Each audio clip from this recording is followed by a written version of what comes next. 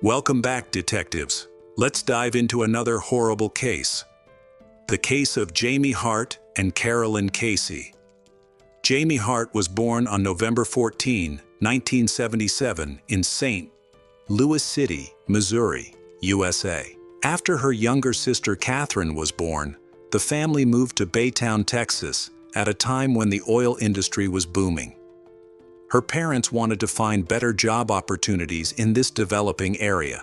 While in Baytown, Jamie focused on her studies and dreamed of leaving the town after graduation. She had enrolled at the University of Texas, a renowned school for biology and medicine, and needed to move closer to the campus in Bryan, near College Station. This area is safe and student-friendly. During her time there, Jamie developed a close relationship with her father, who supported her education financially. They spoke almost every day, and he visited her frequently. In her second year of college, Jamie met Chuck Cruz, a guy 3 years older than she was. He appeared more mature and had a stable job, which gave Jamie hope for a serious relationship. They started dating, and their family members noticed that they were a loving and happy couple. Meanwhile, Jamie's younger sister Catherine also starts college. This added financial strain on the family, making it difficult for them to afford their education. To ease the financial burden, Jamie decided to move into a dorm with other students to share the rent. The dorm was only a 6-minute walk from the university. In her new living situation, she had both female and male neighbors. However, living in a dormitory did not help her solve financial problems, and the situation continued to get worse. By spring 1999, she had to pause her studies. During this time, she worked full-time delivering pizzas. Despite this, she was determined to become a bioengineer and began saving money to continue her studies. On April 20, 1999, Jamie delivered pizzas around College Station and surrounding areas, finishing his job just after midnight. On May 1, her colleague Adam invited her to watch a movie. After spending time together, Jamie left around 4:30 a.m. Later that morning, her roommates noticed that her car was missing from the driveway, which worried them. One of her roommates called Chuck, who was getting ready for work. Chuck said he had no idea where Jamie was, as they hadn't seen or spoken to each other since April 29. He mentioned that they had had a fight a few days earlier and were taking a break from their relationship. As time passed and Jamie did not return, her roommates decided to contact the police. At 7:15 a.m. that same day, the sheriff's department received a call from a woman who reported finding torn clothing on the side of the road near Bryan. Jamie was severely beaten and appeared to have been thrown from a moving car, sustaining injuries from the fall. Shortly afterward, a patrol officer discovered more clothing scattered along the road about a kilometer away, some of which was torn and had what looked like blood on it. Authorities suspect she was abused. However, it was unclear whether she had been intentionally murdered or had died accidentally while trying to escape by jumping from the vehicle. A forensic examination was necessary to clarify these details. At around 5 p.m. that day, police discovered Jamie's car 10 kilometers from the location of her body. The car appeared to have been abandoned in a hurry. The headlights were still on, and the key remained in the ignition. The engine was idling, using up the remaining fuel. Outside the car, there was a substance that looked like blood, and inside, they found Jamie's driver's license. Her vehicle was only 3 blocks from the dormitory, but it was unclear why she had been unable to get back safely. The police arrived at Jamie's building and gathered initial information from her neighbors, who described her as a positive person with no known enemies. The police then visited her boyfriend, Chuck, at his work. He mentioned that he hadn't seen Jamie for a couple of days and hadn't been able to reach her that morning, assuming she was just sleeping. Meanwhile, forensic experts began examining the area where Jamie's car was found. The officers aimed to speak with anyone who might have witnessed the attack. They interviewed several hundred people in College Station. Some reported hearing screams early that morning, but no one actually saw anything. An advertisement was placed in the local newspaper offering a $1,000 reward for information that could help solve the case. No evidence of the suspect was found in the car. All the blood found inside and around the car belonged to Jamie. Additionally, forensic examinations of her body revealed signs of impact with a gravel embankment. Jamie sustained life-threatening injuries, including a skull fracture, a broken neck, and severe swelling. A hemorrhage in her brainstem ultimately led to her death. The medical examiner determined that she suffered for about half an hour before passing away. She died between 4:30 and 7 a.m., which fits the timeline of the incident.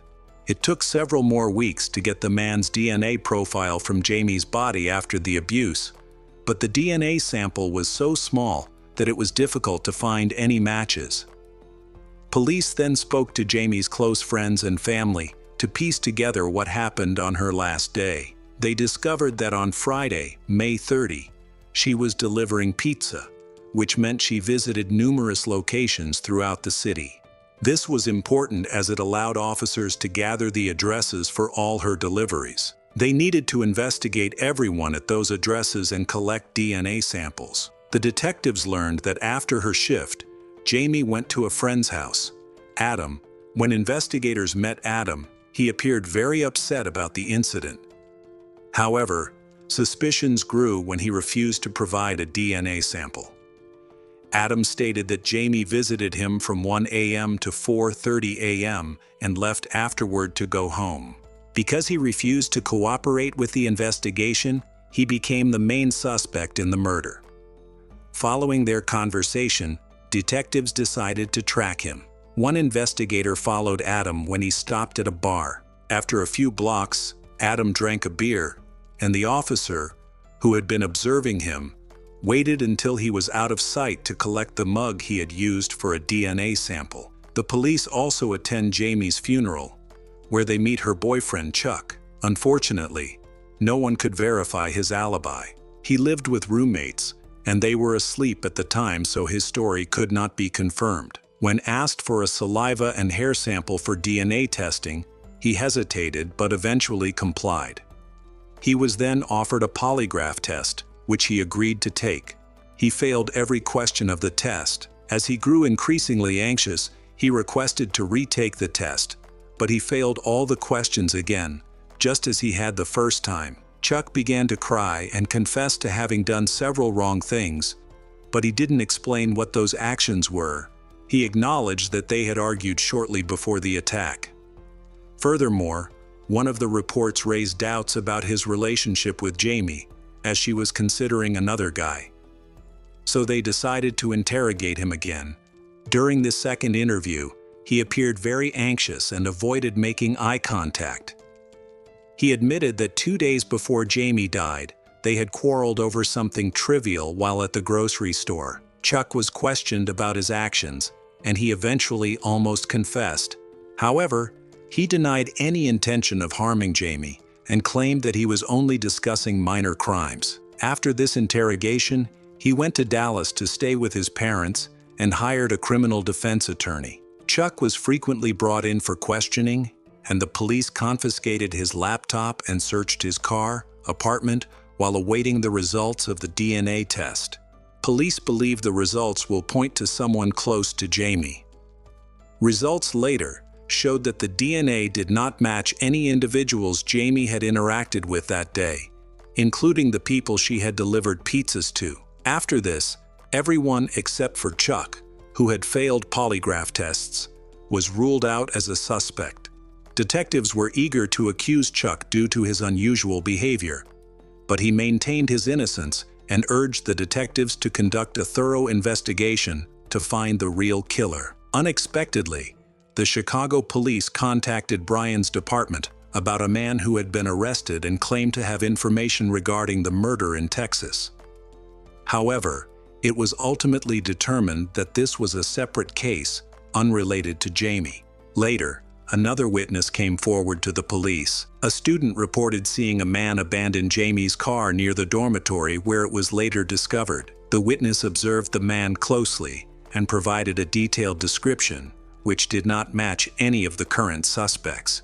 He described the man as a black male, around 20 years old, with an average build. Based on this information, a report was compiled and a summary was created and shared with local media to appeal for public assistance. Investigators are also looking into any links between this case and similar incidents that occurred frequently in the area in the 1990s.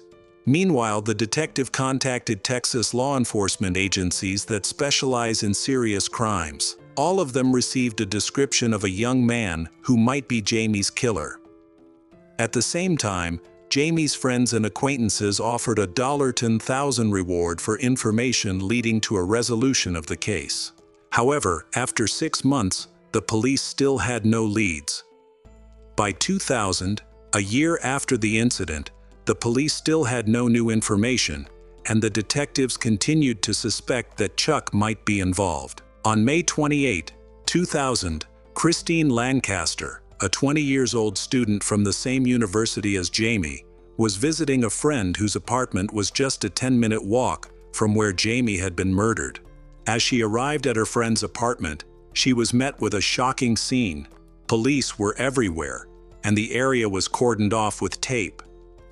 An ambulance was parked nearby, and forensic experts were searching for fingerprints and other evidence, indicating that it was a crime scene. At 4:50 a.m. that morning, a resident of the complex called 911 to report smoke coming from a window. At first, the security guard thought it was a normal call, maybe a student accidentally burning trash. But when they entered the apartment by breaking down the door, they were hit with the unmistakable smell of death, specifically burnt human flesh. In the bedroom, they found a young woman dead, dressed only in her upper body. It was evident that after the attack, the victim had been moved to this location, likely already deceased. The perpetrator also collected many flammable items such as paper, books, notebooks, and clothes to burn. The fire department confirmed that this location was the scene of the fire. They discovered that a window screen had been cut, allowing the intruder to enter through the window by cutting it and then reaching for the handle to get inside. Evidence indicated that the victim had fought back, as skin traces were found under her fingernails. The intruder also rummaged through her purse in the kitchen, searching for valuables, and left it turned inside out. The girl's driver's license was left at the scene, enabling authorities to identify her as 21-year-old Carolyn Casey. She was born on July 28, 1978 in Lawton, Oklahoma. After graduating from high school, she moved to Texas to study and work as a teacher's assistant at a kindergarten. Carolyn was quite similar to Jamie in several ways. They lived close to each other and were the same age. Carolyn was also sociable and friendly, with no known enemies, which made the incident even more perplexing. When her parents were informed, they rushed to the scene of the tragedy. Meanwhile, detectives questioned neighbors. A neighbor named Isha Knight said he heard strange sounds coming from her apartment for about half an hour. However, he then went back to sleep. A subsequent autopsy found that Carolyn had died from strangulation, and there were signs that she may have been abused. The fire had destroyed any potential DNA evidence, but investigators still managed to find clues about the perpetrator. Carolyn had fought back, and skin particles were discovered under her fingernails. The forensic expert concluded that she was already dead when the fire started, as there was no smoke in her lungs. Christine was deeply affected by Jamie's death, and now Carolyn's death frightened her even more. Her fear was understandable, as she had been a victim of an attack 3 years earlier. On that day, Christine decided to unwind and attended a party at a friend's house. There, she met a friendly man, and they chatted throughout the evening. He was cheerful and made her feel comfortable. However, as night fell, a fight broke out between them. He then asked her to come up to his apartment. Once inside, the atmosphere changed drastically. He pushed Christine further into the room, locked the door, and turned on the stereo at full volume, demanding that she undress. Christine begged him not to harm her, even lying that she had HIV, but he ignored it. In a desperate effort to get help, She stomped her feet and screamed, but no one heard her. He assaulted Christine and even tried to strangle her. Fortunately, a friend downstairs heard her cries and called the police. Police arrived just in time and witnessed the man attacking Christine, while she was in critical condition, and he tried to silence her. He was arrested and taken to the police station, but shockingly, he was released the next day. Christine begins to wonder if there is a connection between the attack she experienced and the murders happening across the city. Police interviewed all the neighbors near where Carolyn died, which led them to a man named Unsolved Matthews. He claimed that he only knew her as a neighbor and had no interest in her. He agreed to provide a DNA sample and even brought along the clothes he had worn on May 28, 2000, the day Carolyn was killed. Although Unsolved appeared to be behaving normally, the police remained suspicious because Christine described him as a stranger. Moreover, Unsolved had attended the party that Christine was at, even though he had not been invited. He had dark skin, which caught the officer's attention because one witness had described an attacker who resembled him. He said he went to the party with Carolyn, and she drove him to a nearby grocery store where he bought alcohol before going out with his girlfriend. This occurred around midnight, and he claimed to have never seen Carolyn again. However, when the police reviewed the CCTV footage from the grocery store, they were shocked to find that he was wearing completely different clothes than he had previously mentioned, suggesting he had provided false information about what he wore that night. The appearance recorded in the video matched a witness's description of the person who left Jamie's car behind. Detectives soon went to Unsolved's home to search for evidence and found the clothes he had been wearing that day in a pile of dirty clothes. Bloodstains were present on these items. When questioned about this, he admitted that he and Carolyn had engaged in a consensual, intimate relationship. However, investigators concluded that there was insufficient evidence to make an arrest. Therefore, they decided to conduct further investigation to gather more evidence. Unsolved Matthews, 20, has a troubled criminal record and has been involved in a number of violent incidents. He was absent from court in connection with an attack on Christino. After failing to appear in court, police attempted to arrest him at his apartment and discovered that he had long since moved out. Eventually, Unsolved was arrested. He gave a shocking explanation, claiming that Christine wanted to buy drugs but had no money. Therefore, she offered to have intimate relations as a way of payment. After their encounter, he gave her crushed aspirin. When she realized she had been tricked, she confronted him, and he tried to push her away, causing her to fall and suffer bruises. He insisted that he did not abuse her, claiming that her injuries were self-defense or an accident. Detectives reviewing Christine's case noticed similarities between it and the cases of Jamie, Carolyn. They decided to question Unsolved. The police had little evidence against him, as DNA analysis was still ongoing.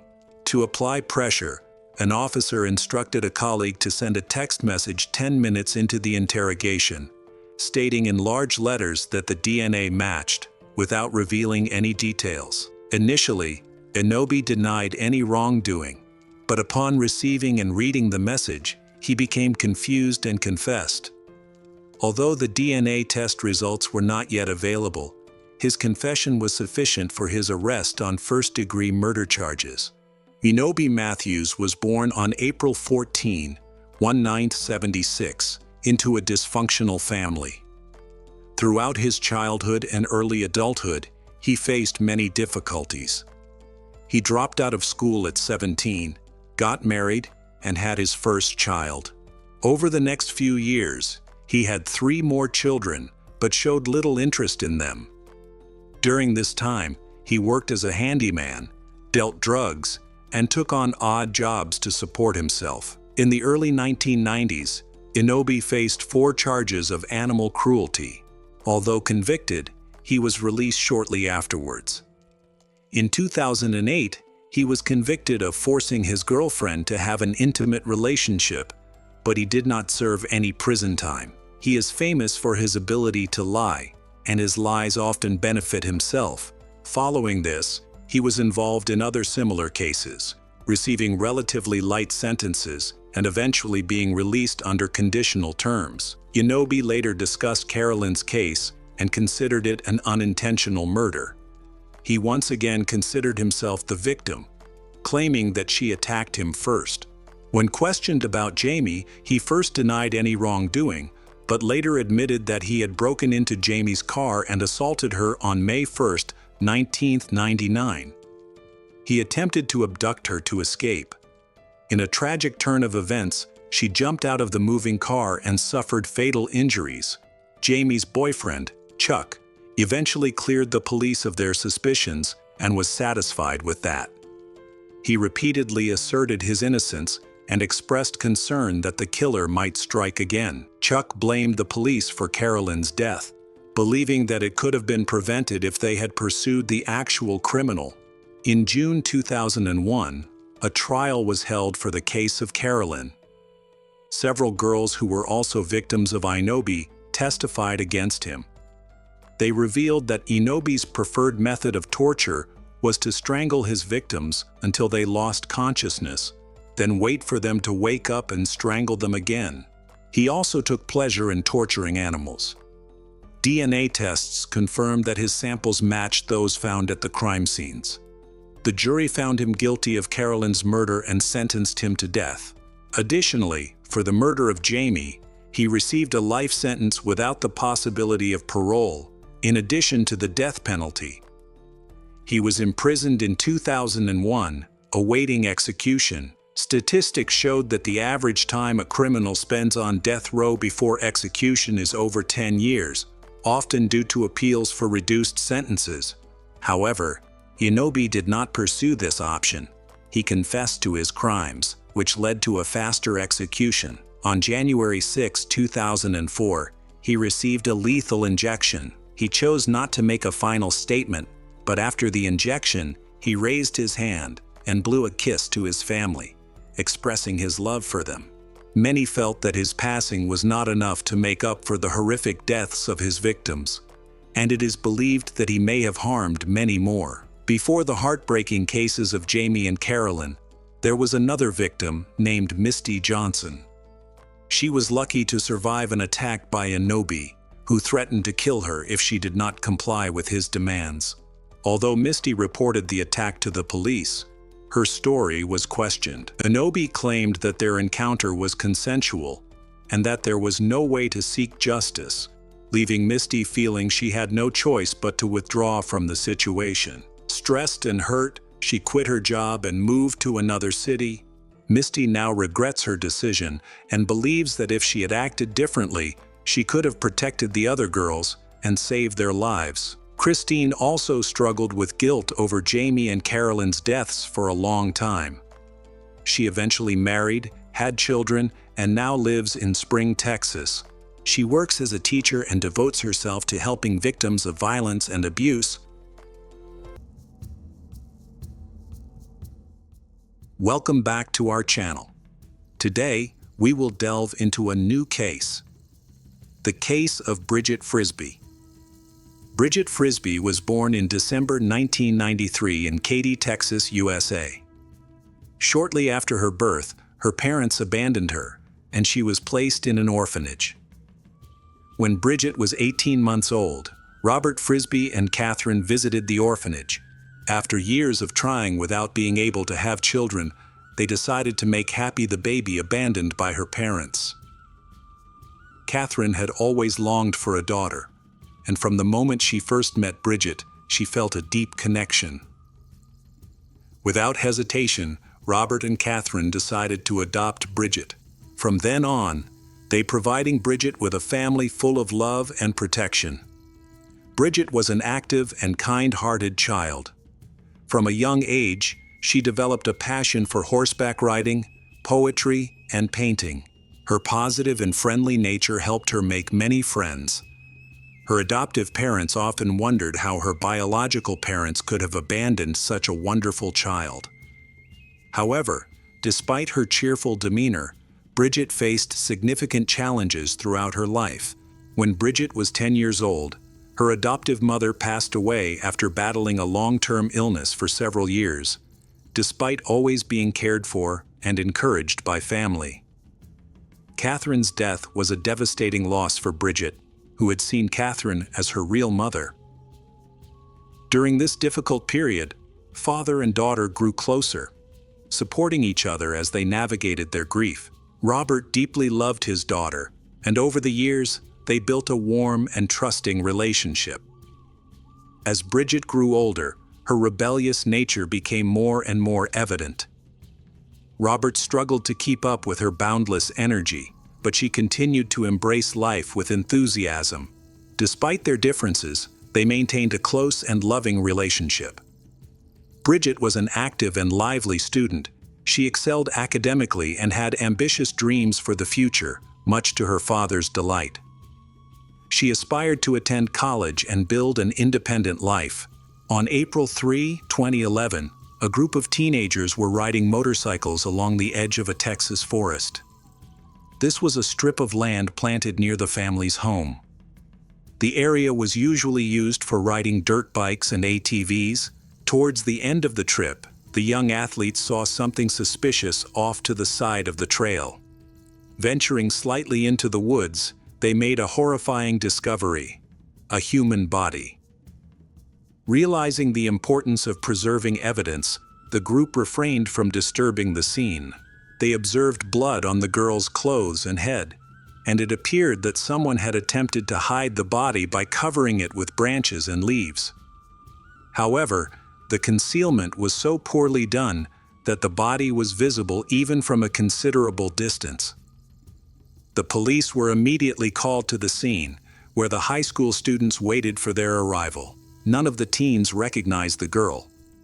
The officers discovered that the victim had no identification, making it impossible to determine her identity at the time. During a cursory inspection of the area, the detectives assumed that the massacre had been carried out right there. The victim had been attacked and left in the forest. A forensic examination later confirmed that there were no signs of abuse violence, and all of her belongings, including valuables, were still with her. This ruled out robbery and abuse assault as motives, so they suspect that the attack was related to personal hostility or jealousy. The police immediately investigated the victim's identity. They noticed the victim appeared to be just under 20 years old. She was found lying on the ground, partially covered with branches and dirt. A large wound to the head was the only visible injury, indicating a fatal blow that killed the young schoolgirl on the spot. The wound was caused by a 9mm bullet at close range, which passed through her head. Near the body, investigators discovered an empty 9mm ammunition box. This was the only clue with which the detectives had to start searching for the culprit of the tragedy. While examining the crime scene, investigators noticed another peculiar detail. A few meters from the body, a small patch of the forest floor had its top layer of soil removed, leaving a bare spot. It appeared as though someone had started digging, but stopped abruptly. The reason for this was unclear. It was possible the killer had intended to bury the body but was interrupted or frightened away. However, the police acknowledged that this detail might have been unrelated to the girl's murder. To identify the deceased, investigators began reaching out to local residents. They went door to door, speaking with people who lived near the forest. News of the brutal murder quickly spread through the community, causing widespread concern. The police used the media to inform the public about the incident, which had occurred just a few hundred meters from some homes, leaving families horrified. Such a crime was unprecedented in their peaceful area. Residents were asked if they had noticed any suspicious vehicles or unfamiliar individuals heading toward the forest or behaving strangely. Meanwhile, deputies from the sheriff's department visited dozens of homes and interviewed numerous witnesses. However, no valuable information emerged on the first day of the investigation. Just as the officers were beginning to lose hope of finding a helpful lead, a woman from a nearby settlement provided a significant clue. She explained that the night before the body was found, She had been relaxing with friends in her backyard. Between 2 and 3 a.m., she heard a loud noise resembling an explosion. Her friends also confirmed hearing the same sound. According to the witnesses' recollections that night, no one attached much importance to this extraneous noise since she lived next to a forest area and knew that it could have been hunters. Moreover, the noise seemed distant, and she wasn't even sure if it was a bullet sound. Despite the efforts of law enforcement, no additional information surfaced. The police returned to the station and began searching their database to determine if the murdered woman was listed as missing. Given the circumstances, it was likely her details had been added only a few days earlier. Unfortunately, during these checks, officers were unable to identify the victim found in the forest. The case took a turn the next day. On the morning of April 4, 2011, Robert Frisbee went to the sheriff's department to report that he hadn't been able to contact his 17-year-old daughter, Bridget, for over a day. He was deeply concerned, especially after hearing about a body discovered in the nearby forest, not far from their home. At this time, the identity of the body remained unknown, so detectives immediately communicated with Robert. He revealed that he had been unable to reach his adopted daughter, Bridget, through her mobile phone or social media since the previous evening. Bridget had planned to spend the night at a friend's house 2 days before Robert reported her missing to the police. Robert believed she was mature enough to make such plans and assumed she had intended to meet her boyfriend that night. He didn't object to her having fun. However, after leaving home, Bridget failed to contact her father. She didn't confirm her arrival, let him know how she was, or even say goodnight. This lack of communication was unusual, as their family shared a warm and trusting relationship. According to Robert, such behavior seemed uncharacteristic and caused concern. Robert was aware of an unwritten rule often followed by the police: they are unlikely to act on a disappearance reported earlier than 24 hours after the person goes missing. With this in mind, he decided to wait before going to the police station. During this time, he repeatedly tried contacting his daughter on her mobile phone and reaching out to her friends, but all his efforts were met with silence, without any clue. When Robert provided detectives with a description of his daughter, they immediately noted Bridget's striking resemblance to the body they had found. Robert was shown photographs from the scene of the incident and heartbreakingly confirmed that it was Bridget. She was wearing the same clothes she had on when she left home. The discovery was an emotional devastation for Robert.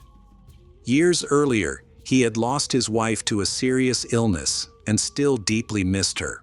His daughter had been his source of hope and joy, but now that light was gone too. With this confirmation, the victim was officially identified. The police then questioned Robert to piece together the events. Robert said that he last saw his daughter on April 2, 2011, when she was still at home. He had just bought her a pair of soft blue leggings, which she tried on before going out for a walk. That evening, Bridget's friend, Kendall Suo, came over for dinner with the family. After the meal, the two girls asked Robert to take them to a party. He agreed, but when they arrived, they discovered that the club was closed to young people. Unable to attend, Robert took the two girls home at around 10 p.m. Kendall left shortly after, picked up by another young man who planned to return home by midnight. Bridget and Kendall had planned to go to the bus stop to meet Bridget's boyfriend. However, Robert did not wait for the young man to arrive and went to bed. He set his alarm for midnight, and when he woke up, he found Bridget still at home. She told him that her friend was late, which worried her. Robert reassured his daughter and told her to go to bed. After seeing Bridget start getting ready for bed, he locked the door and went back to sleep. At around 3 a.m., Robert woke up feeling uneasy. He checked around the house and realized that Bridget was not there. Thinking she might have gone out with friends, he left the garage door unlocked so she could get inside without waking him. When he tried to call her to ask when she would be home, he realized that he couldn't find his phone. He thought that his daughter might have taken his mobile phone so as not to leave home without a means of communication. He tried using the internet and social media to contact her, but she didn't respond to his calls or messages. Concerned, Robert attempted to track his phone's location through GPS to ensure his daughter was safe, but he couldn't manage to do so. His anxiety grew as he realized she was unlikely to stick to her curfew. He decided to wait until morning, hoping she would return and resolve the situation on her own. Unfortunately, when he woke up on next day, Bridget was still not home. Robert began calling several of her friends and contacts, but no one could tell him exactly where she was or what had happened. By that evening, he read online that a group of teenagers on motorcycles had discovered the body of an unidentified girl near his family home. This news made Robert even more anxious. Although he tried to push away the distressing thoughts, the possibility that his daughter might be the victim tormented him. The next morning, he went to the police station and confirmed that the murdered girl was indeed his daughter. The devastating news left him shattered. He became unable to sleep or focus on work and even started keeping a loaded weapon by his bedside. After Robert's testimony, the detectives finally had their first lead. The suspect was Kendall So, a school friend of Bridget's, with whom she had spoken on the evening before her disappearance. Bridget's father stated that he had known Kendall for a long time and had never observed any signs of aggression or dangerous behavior in him. According to Robert, Kendall was a responsible high school student with no history of criminal activity or bad influences. He was well behaved, a good student, and always treated Bridget with respect. Her father felt confident trusting his daughter with Kendall, believing she was safe in his company. Robert was certain that Kendall could not be the killer. In contrast, Robert believed that a more likely suspect was Bridget's ex-boyfriend, Valley Jonathan Eason. From the start, Bridget and Jonathan had a troubled relationship. Jonathan was a bad influence and was suspected of using soft banned substance. He was frequently involved in problematic incidents and had a history of provoking conflicts. From the beginning of their acquaintance, he often displayed threatening behavior. Later, a third person came into the picture, Zach Richards, another old friend of Bridget's, with whom she had started dating shortly before her death. Based on Robert's testimony, investigators quickly identified several suspects who needed to be thoroughly investigated. Detectives immediately began questioning these young men to determine their whereabouts at the time of the murder. The first person they approached was Kendall, one of the last people to see Bridget alive. Kendall had no prior issues with the law. When contacted by the police, he willingly agreed to come to the station and provide his statement. He confirmed Robert's account, explaining how he visited Bridget's house and then went to the club with Bridget. According to Kendall, he left the house shortly after Robert dropped them off at the club. He claimed that their plans had suddenly changed because another friend was to join them. Kendall expressed his willingness to cooperate with the investigation and agreed to provide DNA samples and fingerprints as needed. He also mentioned that on the evening in question, Bridget was upset due to a recent argument with her ex-boyfriend, Jonathan Eason. Bridget and Jonathan had been in a relationship for several months, but it had been troubled from the start. Jonathan often accused her of cheating, which eventually led to their breakup. However, he seemed to hold a grudge against her and would use any chance to hurt her feelings. The situation was further complicated because they attended the same class. The police verified Kendall's alibi, which checked out. Despite this, they kept him on the list of suspects and decided to scrutinize some of his statements further. The next person the detectives investigated was Bridget's ex-boyfriend Jonathan. Several witnesses from Bridget's close circle had mentioned him during their interviews. When the police attempted to contact Jonathan, they couldn't reach him. They decided to visit his home, but upon arrival, they found the house empty, with signs suggesting it had been abandoned in a hurry. This discovery raised serious concerns. The back wall of the family home was covered with round holes, resembling bullet holes. Based on the number of holes, investigators concluded that the bullet holes were either from a semi-automatic weapon, or the attacker has been deliberately impacting the front of the house for a long time. During their investigation, they discovered that about a week before Bridget's murder, Jonathan had been targeted by 3 unknown individuals in a car. They had opened attack on him, but he managed to hide in his room, avoiding injury. Following the attack, Jonathan reported the incident to the police. Despite the investigators' best efforts, the case remained unsolved. The only evidence collected at the scene were spent cartridges and several bullets. Neighbors revealed that Jonathan moved out the day after the attack, fearing for his safety. The police suspected that these events might be connected. On March 14, the active phase of the search for Jonathan began. He became the main suspect in this case. By that time, detectives had already managed to visit the school where he studied. Bridget also studied there. The administration reported that Jonathan had not been in class in recent days. Investigators decided to talk to other students from his class. Police officers tried to find out where Jonathan went after the attack. Detectives met Alexander Olivieri, who introduced himself as a close friend of Bridget. According to him, they had recently met, and since then, they often communicated. Alexander immediately said that during her relationship with Jonathan, Bridget repeatedly feared for her life and health, as Jonathan behaved aggressively. Even after their breakup, Jonathan continued to pursue her. They often saw each other at school, and Jonathan did not miss the opportunity to offend her.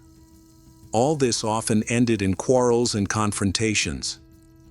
Bridget just wanted to forget about the relationship and the unpleasant breakup, but her ex-boyfriend prevented this with all his might. According to Alexander, Jonathan was capable of causing harm to Bridget. Investigators tried to find out where Alexander was on the night of Bridget's murder. According to him, he was supposed to meet her that very night. They were going to pick up her boyfriend, Zach Richards, from the bus station. Zach was returning from visiting relatives who lived in a neighboring state. Alexander claimed that he arrived late to Bridget's house with another friend named Alan Perez. Bridget had promised to wait for them near the house, but he did not see her anywhere. She ignored their calls, so they left, assuming she had either already gone to bed.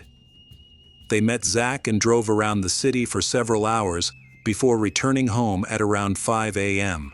According to the forensic expert, by that time, Bridget had already been killed. Alexander learned of Bridget's death from the news. Detectives then questioned Alan, who told a similar story. However, his version slightly differed. He claimed that after meeting Zach, they played computer games all night and did not drive around the city. These discrepancies raised suspicions. Detectives added Alexander and Alan to the list of suspects, as their stories did not align, and no one could confirm their alibis. Nevertheless, Jonathan remained the main witness investigators wanted to question. Detectives quickly discovered that Jonathan's mother had not left the city after the attack on their home. Instead, she had moved in with a family friend for a while her son was sent to relatives in Austin, Texas. Law enforcement officers quickly found Jonathan's mother, who admitted that her son often got into trouble because of his bad character. She confirmed that the attack on the house was clearly directed against him, as the bullets were aimed at the side of the house where his room was. According to her, Jonathan had gotten into a fight before the attack, so the attackers were most likely connected to this incident. Unfortunately, it was not possible to prove this during the investigation. The relationship between Jonathan and his mother was far from ideal. Despite sending him to Austin, she did not keep in touch with him and did not know his exact whereabouts. However, she provided the police with an address to help them begin their search for Jonathan. Help for the investigation came from an unexpected source. Alan's lawyer approached the police and stated that his client had important information regarding the case, Alan was willing to provide this information in exchange for immunity from prosecution. Detectives considered the information potentially useful and agreed to the terms. According to Alan, there was a direct connection between Bridget's murder and the drive-by attack at Jonathan's house. Alan revealed that both he and Alexander had joined the National Guard, where they learned how to handle weapons. After mastering basic skills, Alexander continued his education at school and met Bridget. Bridget confided in Alexander about her problems with her ex-boyfriend, Jonathan. Together, they came up with a solution. According to Alan, in the incident that happened at Jonathan's house, it was Bridget who directly acted. Alex used his semi-automatic weapon, while Alan was also present in the car but only as an observer. Unfortunately for the entire group, Bridget started talking too much, putting everyone at risk of being exposed. On April 2, 2011, Alexander planned to meet Bridget to confront her about how her loose talk had nearly jeopardized them all. Considering his training in the National Guard and aspirations for a career in the military, Alexander feared Bridget's behavior could ruin his future. Meanwhile, Jonathan had already reported the situation to the police, and an active investigation was underway. Before that, after completing his training, Alexander began carrying a 9mm Beretta in a holster under his clothes. That evening, Alexander and Alan went to pick up Bridget from her house. They convinced her to get into the car by pretending they will to pick up her boyfriend Zach from the bus station. Initially, Bridget refused to go, so Alexander followed her into the house, determined to get her into the car by any necessary. While this was happening, Alan hid in the back seat of the Chevrolet Suburban under a large blanket. Eventually, Alexander managed to persuade Bridget to get into the car. They drove to an isolated area. On the way, Alexander started to put pressure on Bridget and accused her of the fact that her chatter could cost them all dearly. Upon arriving at the secluded location, they walked to a nearby wooded area. Alexander brought a shovel and flashlight and, together with Bridget, entered the forest. After some time, Alan got out of the car and quietly followed them, staying far enough behind to avoid being seen by Bridget. According to Alan, Alexander forced Bridget to dig, intimidating her and insisting it was urgent. While they were digging, Alexander suddenly pulled out a weapon and aimed it at the back of Bridget's head. Alan initially thought Alexander was trying to scare Bridget as a way of teaching her a lesson, but to his shock, Alexander pulled the trigger, killing her instantly. After the murder, Alexander hurried back to the car, taking the shovel and flashlight with him. He destroyed Bridget's phone and discarded the weapon, likely somewhere in the forest. Alan was stunned and confronted Alexander, angrily accusing him of what he had done. However, Alexander threatened Alan, warning him to stay silent or face consequences. Alexander then took all the items involved in the murder back to his home. Later, around 4 a.m., they picked up Bridget's boyfriend Zach from the bus station as originally planned. That night, Alexander invited a third friend to spend the night at his place. The following day, Alexander convinced Alan to work together to create a shared alibi. They agreed to stick to their story when speaking with the police. Alexander believed this plan would deceive the detectives. To further mislead the investigation, he decided to shift suspicion onto Bridget's argumentative ex-boyfriend, Jonathan. Alan admitted that he and Alexander had willingly participated in an attack at Jonathan's house to help Bridget. However, Alexander hadn't anticipated that Bridget would tell others about the incident.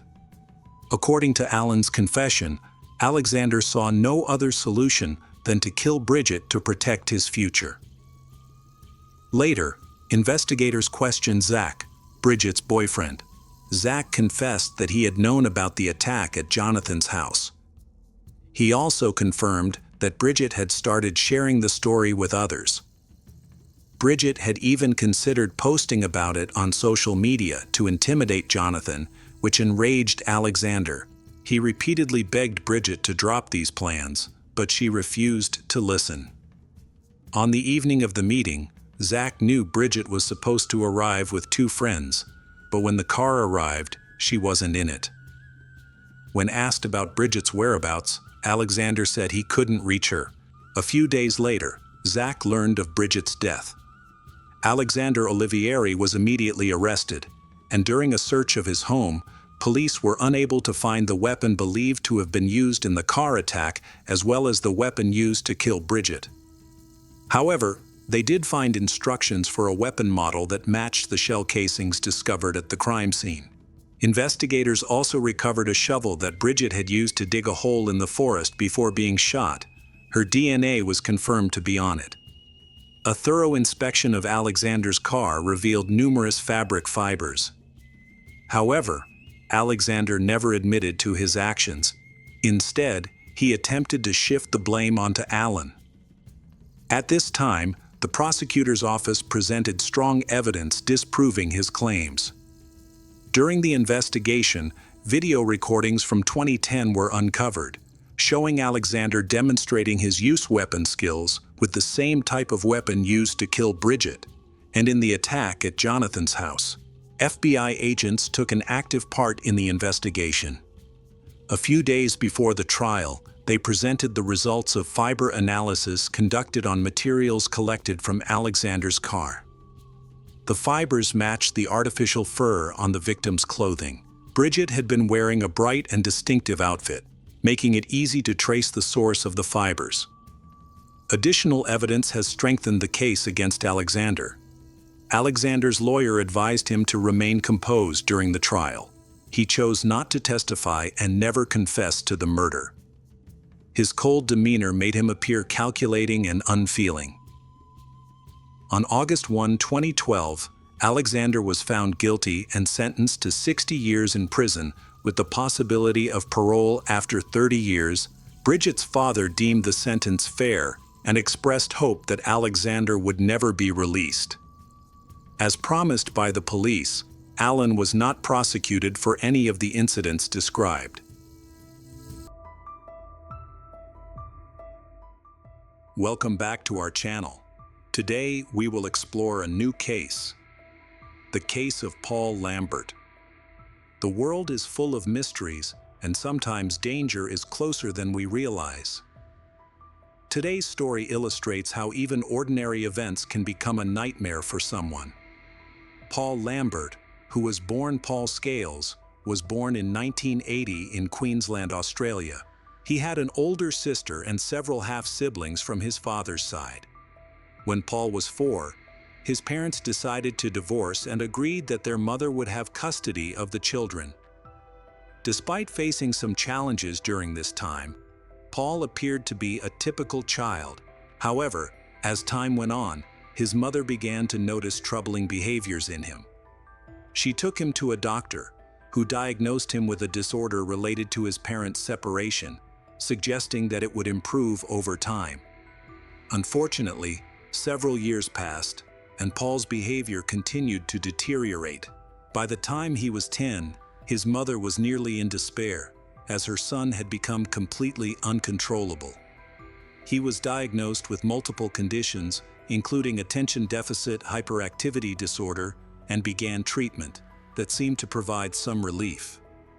Despite facing many challenges, Paul excelled in school. In 1998, he graduated from high school and enrolled at the Queensland University of Technology to pursue a degree in business and finance. His intelligence allowed him to succeed with ease. After completing his studies, he obtained a job in the finance department of a motorcycle dealership in North Queensland, where he worked as part of a large team. His co-workers found him charming, articulate, intelligent, and friendly, always ready to assist others. He even helped a colleague raise funds for her daughter's medical treatment. However, that is only a part of his personality that he wants to show to everyone. Although he appeared kind and generous, regularly donating to charities and supporting friends and family, his true nature was known only to his family. In reality, he was a manipulator struggling with mental health issues who refused to seek help. A skilled liar, Paul used his eloquence to achieve his aims, often employing threats of self-harm as a tactic to manipulate others. From 2003 to 2010, Paul had several different girlfriends, all of whom were beautiful. However, a troubling pattern emerged in his relationships. He exhibited extreme aggressive behavior. By the 6th year, 5 different women had obtained restraining orders against him, but even this did not stop him. He violated several of them and was held accountable. Paul treated all his ex-girlfriends similarly. They described him as a manipulator who sought to control their lives in a cruel manner. He frequently belittled them emotionally and even became violent when discussions about breakups arose, creating unsafe conditions for their well-being. Paul had a troubling habit. He would reach out to the families of girls who tried to leave their unsatisfactory relationships. Whenever he sensed that he was losing control, he would repeatedly call the girls' relatives, trying to intimidate and stalk them. His goal was to delay the breakup and keep his latest partner with him for as long as possible. To do this, Paul made up stories and attempted to hide his actions. When the truth came out and difficult conversations started, he often blamed his mental health issues. It seemed he genuinely believed that his disorders could excuse his cruel and irrational behavior. However, the girls and their families insisted that he needed to seek help from a psychiatric clinic. Unfortunately, he did not seek help on his own, and law enforcement did not take action, allowing another girl to fall under his influence. Paul claimed to have dissociative identity disorder, describing his personalities as good and evil, and sometimes giving them names. He admitted that he might have as many as 9 different personas. Despite this, Paul was a charismatic individual with a strong ability to charm women. He was attractive, but his idealized relationships quickly fell apart, typically lasting no more than a month. In 2014, he tried to settle down by proposing to his ex-girlfriend Samantha, whom he had dated in 2008. However, their relationship ended due to his aggressive and cruel behavior, which included stalking her, although they remained in contact for 6 years, during which Samantha urged him to seek professional help. Paul managed to persuade her that he could be a good husband and would definitely pursue treatment, leading her to agree to marry him. They officially tied the knot on February 2, 2014. Of course, all his promises turned out to be lies. Initially, things appeared to be going well, but within a few weeks the situation started to deteriorate rapidly. After 7 months of living together, their marriage had become unbearable. Paul was losing control, and Samantha felt ready to end the relationship for good. In a last-ditch effort to save their marriage, she suggested they take a trip together. In September 2014, they traveled to Orlando, Florida, hoping to improve their relationship before returning to Australia. Although the trip seemed romantic and had the potential to mend their relationship, once they returned home, Paul continued his old behavior. Unsurprisingly, the situation only worsened.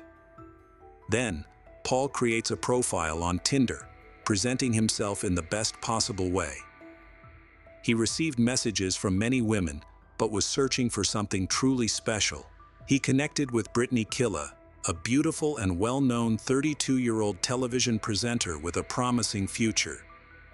Brittany was using the app to find a relationship, and Paul quickly caught her attention. They began messaging, then exchanged social media and email contacts, and eventually had several video calls on Skype. Paul is completely captivated by Brittany, to the point where he wants to end his relationship with his wife. In March 2015, Paul informed Brittany that he was going to Florida because he wanted to be with her. By this time, they had developed a good rapport. Brittany had no idea that Paul was hiding significant issues. He was adept at concealing his flaws, and Brittany unwittingly became another victim. When Brittany learned about his divorce, she expressed that she didn't want to be the reason for his family's breakup. She asked Paul to stay in Australia, but he lied, claiming he was already divorced and had no ties holding him back. This convinced Brittany to give him a chance, and she agreed to spend 3 months with him to deepen their connection. Finally, they met in person. Although Paul is not officially divorced, he continued to deceive Brittany. At first, he presented himself as a caring and loving man, but soon, his true nature revealed itself. Brittany noticed his odd and unpredictable behavior, which suggested he was struggling to manage his emotions. As a sensible person, Brittany understood that the relationship should come to an end. Unfortunately, this decision was a clear signal for Paul to take action. He started overwhelming Brittany with messages and calls, insisting she spend the next 3 months with him, as they had initially agreed. He believed she could not simply abandon her commitments, claiming he had traveled across the ocean for her, and felt that she had treated him poorly. But all of this was in vain. Paul could not convince Brittany. Then, Paul began telling her that his father had just died, and he needed support, claiming that Brittany was the only close person he had in the US. Ultimately, this worked. She believed his story, thinking that no one would make up something like that. Her father had died from a brain tumor a few years ago, so she understood how hard it was for him. Paul knew about this and intentionally used this trick to manipulate her to lure Brittany into a trap.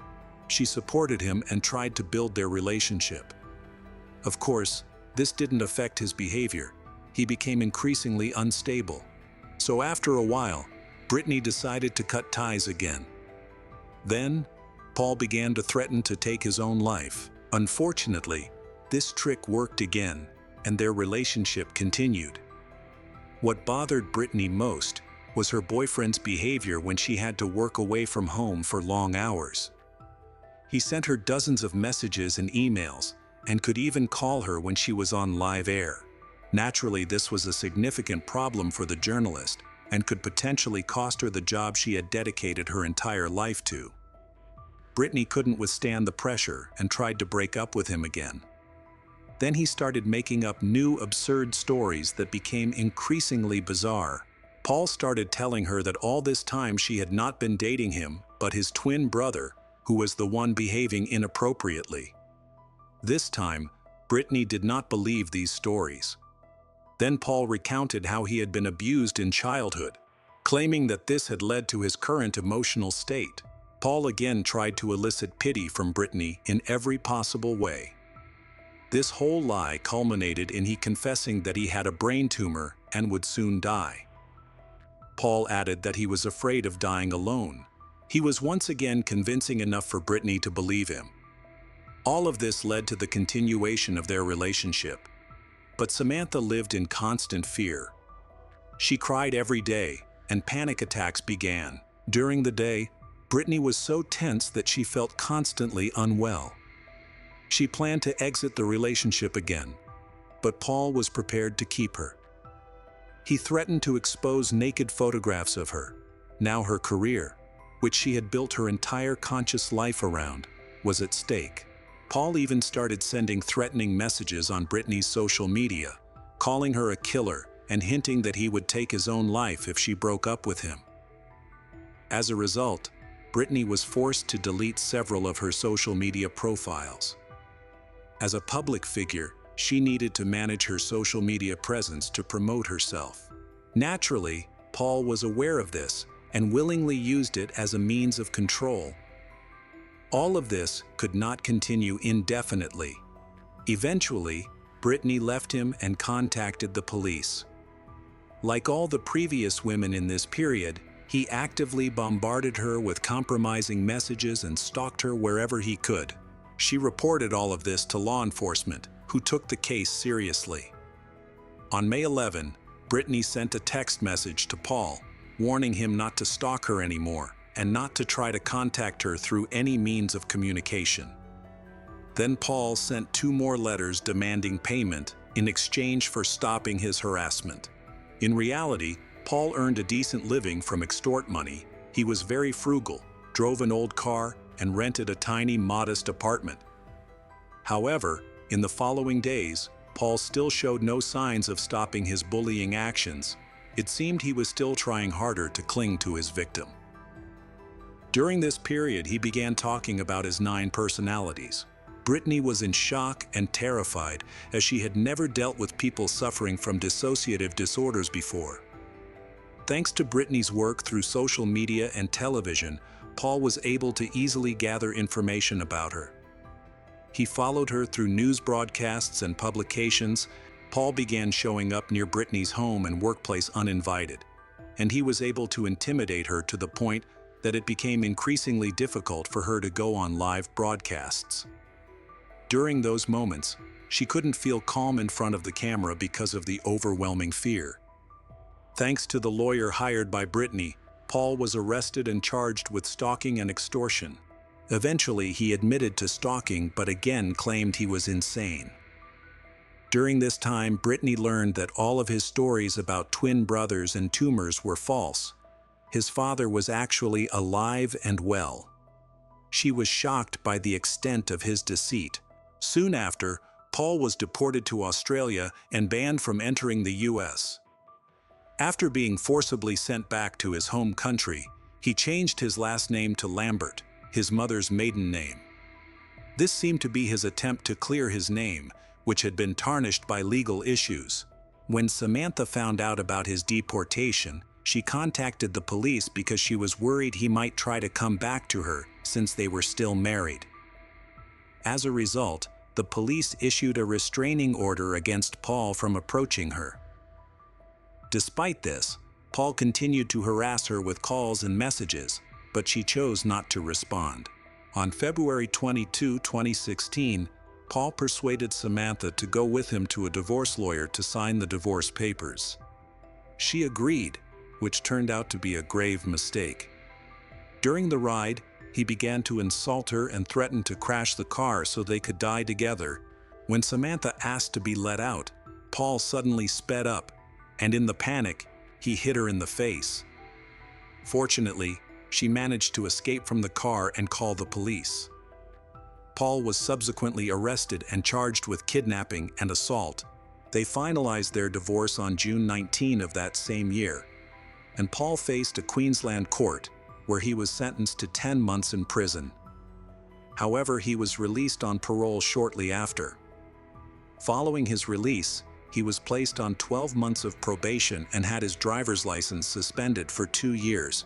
A few months later, he broke the terms of his parole again by moving to another state in Australia and starting a new job without informing his parole officer.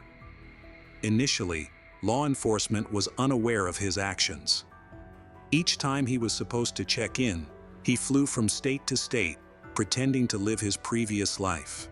It was later discovered that he had much more serious problems than simple depression. From August 2015 to May 2016, he attended numerous therapy sessions with a psychologist. During this time, his behavioral issues also came to the attention of psychiatrists. Although Paul was prescribed several medications, he refused to take them and eventually stopped seeing the specialist altogether. Shortly after his divorce from Samantha, Paul began using his favorite dating app and quickly met a new woman.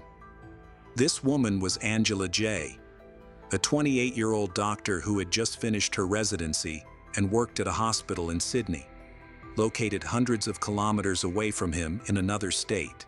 Angela was also looking for a life partner after her own difficult divorce. Upon meeting Paul, she felt an immediate connection.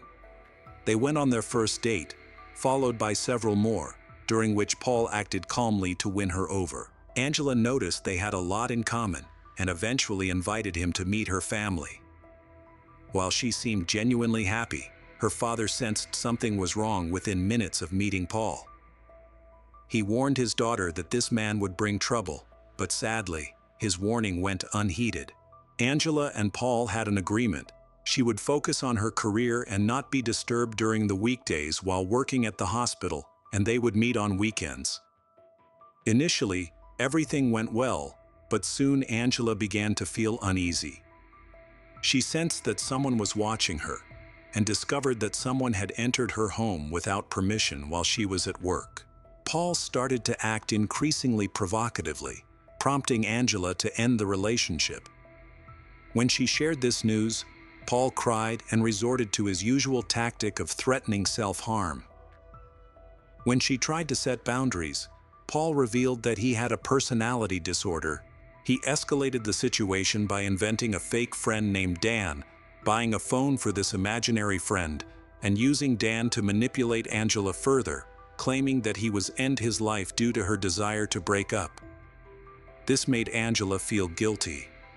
Eventually, she agreed to spend some time with him, feeling pressured by her professional ethics as a doctor who wanted to help. Angela made it clear that she only wanted to support his recovery and did not wish to pursue a romantic relationship, which seemed to satisfy Paul. Then, Angela had invited him to a reunion, and when they met, she reiterated that they were just friends. Throughout the evening, Paul acted unpredictably, even stealing Angela's handbag with all her belongings. After several hours of persuasion from some of Angela's friends, her property was finally returned. Angela's sister came to her aid just in time and helped her escape. By morning, the sisters reached out to the police because they had received threatening messages overnight. Initially, the police did not take action, even though they were aware of multiple similar crimes committed by Paul. He had violated 5 restraining orders and the terms of his parole, along with committing various other offenses. The next day, Paul rented a white Corolla hatchback and went to a hardware store to buy a utility knife, an axe, and 2 rolls of tape. While driving, he was pulled over for speeding, but it is more of a routine document check. He was driving illegally since his license was still suspended, but he managed to convince the officer that he was unaware of the restrictions. Surprisingly, the officer let him go. That evening, Paul met Angela at her doorstep, right after she returned from visiting her sister. Once inside, Angela received a frightening message from Paul. Alarmed, Angela ran to her neighbors for help, fearing that Paul might come for her. They assisted her and called the police. Help arrived at her home around 9 p.m., and Angela was taken to the police station. After explaining the situation regarding Paul, a criminal case was opened. Following the police's advice, Angela decided to stay with her relatives for safety. She asked the landlord to change all the locks. To protect herself, she kept knives all over her house so she can quickly defend myself in case of attack. Meanwhile, Paul was near her house, hiding from the police and attempting to buy a weapon. Paul went to a weapon shop but was unable to purchase one due to his suspended license. Later, he returned and asked to buy a hunting knife, which he was given. That same day, he rented a room in a hotel directly across from the hospital where Angela worked. After that, he sent a message to the entire family saying he was going to end his life. However, his relatives, who had tried to help him for many years, were exhausted by his constant lies and stopped responding to such comments. On November 2, Paul returned to the hardware store and bought a crowbar, a hammer, and several zip ties. When Angela came home in the evening and went to her bedroom, Paul suddenly jumped out of the closet and attacked her with a knife. He covered her mouth with his hand, leaving her unable to fight back. However, Angela managed to stall him by asking to go to the bathroom. Terrified, she decided to try to escape. Unfortunately, Paul quickly caught up with her and began stabbing her. The first strikes hit her legs, followed by 11 wounds to her chest and arms. Despite her injuries, Angela somehow managed to get up. Paul then poured gasoline on her and even into her mouth, but she refused to give up and screamed for help. Fortunately, a neighbor walking his dog heard her cries. Realizing what was happening, the neighbor grabbed a crowbar from his work vehicle and rushed to her aid. Angela seized the opportunity to slip out of Paul's grasp, causing him to slip on a puddle and fall. This gave her crucial seconds to escape, and the neighbor helped her reach his house, where his wife called for help and tended to her bleeding wounds as instructed by Angela. Finally, Angela was taken to the hospital, and the police began searching for Paul. However, he had already disappeared by that time. Remarkably, around 7:05 a.m., while Angela was being transported to the hospital, Paul called her. Instead of speaking with her, he only heard the furious shouts of the neighbor who had rescued her. Paul hung up and called his mother. During this call, he told her he intended to take his own life and asked her to apologize to Angela on his behalf. She didn't believe him and hung up. He then called the police, speaking about harming all the women he had known. He claimed he couldn't control himself and that they would be in danger as long as he was alive. The police tried to convince him to turn himself in, but he simply hung up. Thanks to this call, the police were able to track Paul's location. He was traveling along the eastern coast of Australia. A chase began at 9:15, but Paul was driving so recklessly that the police had to stop the pursuit.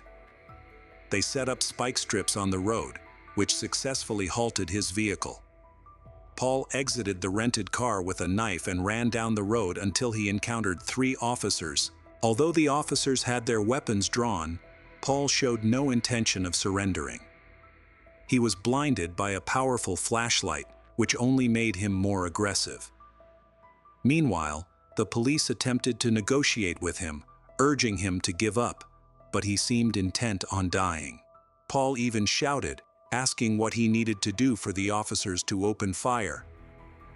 They attempted to calm and distract him, but one of the police officers approached from behind and fired a taser. Unfortunately, the taser failed to make contact because Paul was wearing thick clothing. This infuriated Paul, who then menaced the officers with a knife. Suddenly, multiple explosions rang out from all directions. At 9:37, 36-year-old Paul was shot and killed.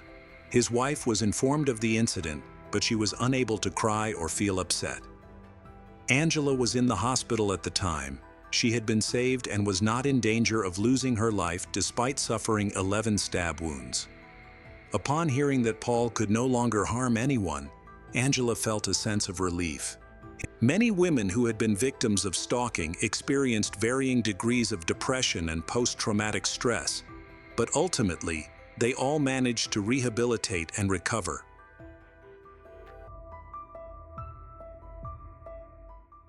Welcome back to our channel. Today, we will explore a new case, the case of Tony Alexander King. Rocio Juaninkov Hornos was born in 1979 in Spain and was the youngest of 3 siblings. Their parents divorced when Rocio was very young, and the children remained with their mother. Her mother, Alicia Hornos, raised her and her 2 older siblings, Rosa and Guillermo, in the town of Millas. Rocio was described as an angelic child. She had a positive outlook on life and was adept at finding solutions to challenges. She cared deeply for her mother and siblings. At that time, Rocio was also in a relationship with a boy who, according to many, loved her very much. However, everything changed on October 9, 1999. That day, Rocio spent the day and evening at her boyfriend's house, where his mother was also present. They decided to go to a fair in Fuengirola, a nearby village. Later that evening, around 9:30 p.m., Rocio chose to leave her boyfriend's house, saying she wanted to go home to shower and change before going to the fair. It was only a 500-meter walk back to her house, but something happened during her walk, and she never returned home.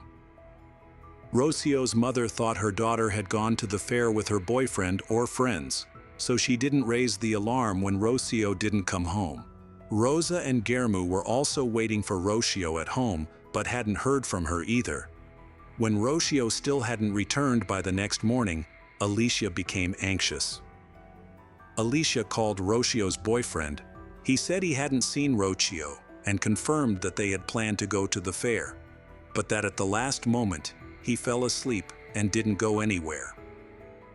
He mentioned that he had tried to call Rocio, but acquaintances said they hadn't seen her at the fair. He thought she had come home late and was very tired. Alicia was very worried because there had been no news about her daughter. Her anxiety grew until her partner Juan Chirillo suggested they take a walk to relieve some stress. He planned to show her some nearby ruins, hoping it would help her relax.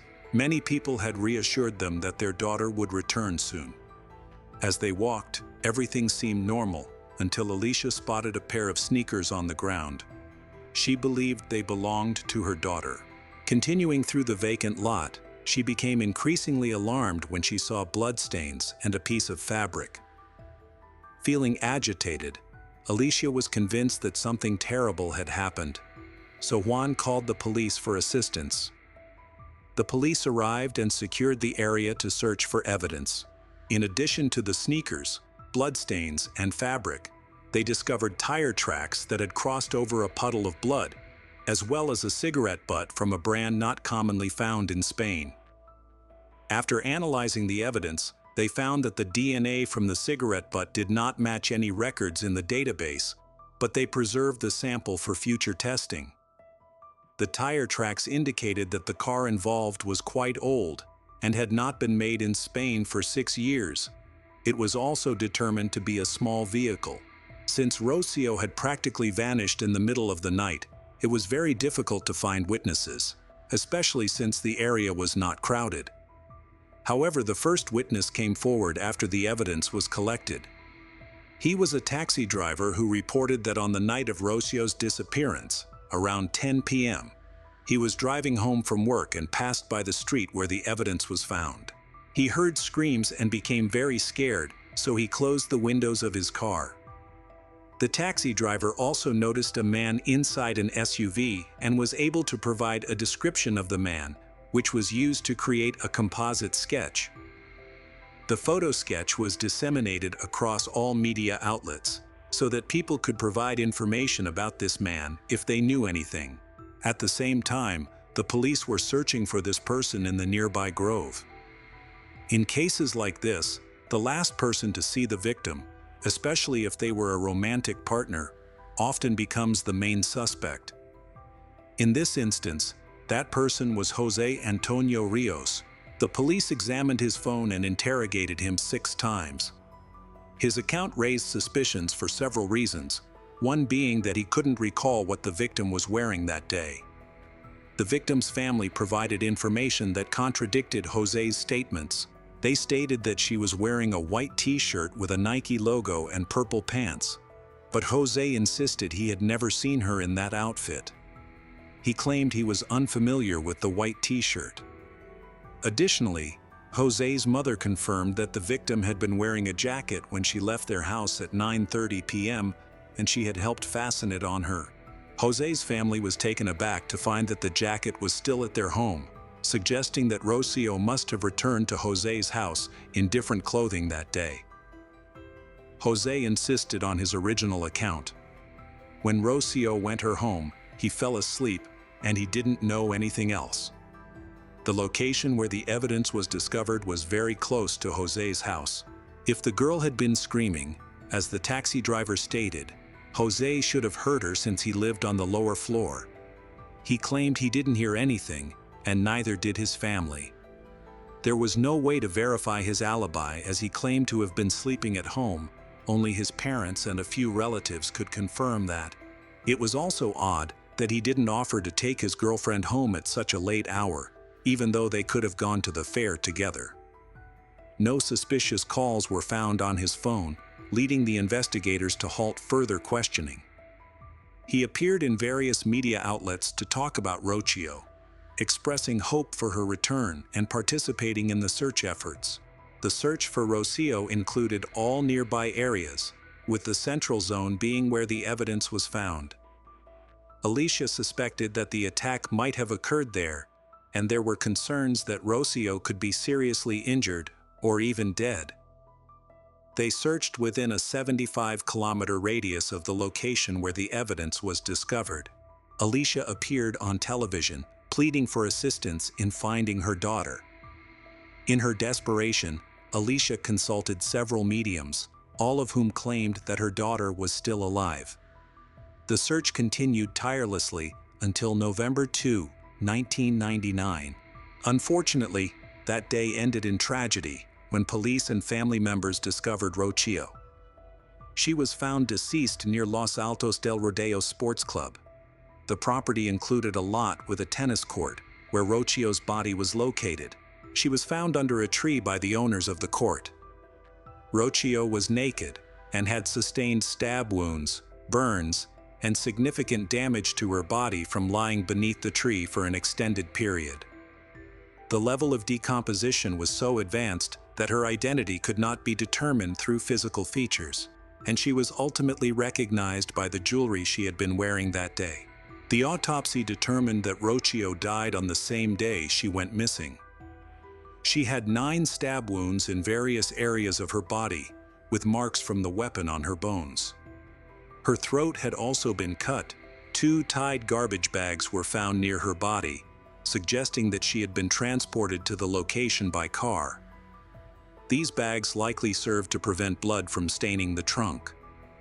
The investigators believed that the perpetrator did not leave her there on the day of her disappearance, but rather several days later. Investigators discovered a badge next to the body. However, the badge had no name on it and therefore provided no useful information. The autopsy revealed that all 9 stab wounds were made with the same weapon, likely a pocket knife. 8 of these wounds were clustered on her back, indicating that she might have been unconscious or already dead when they were inflicted. The remaining wound on her front, like the 8 on her back, affected vital organs and contributed to her death. Additionally, pink fabric fibers were found at the scene. Besides, another bag was discovered at the crime scene containing her clothing.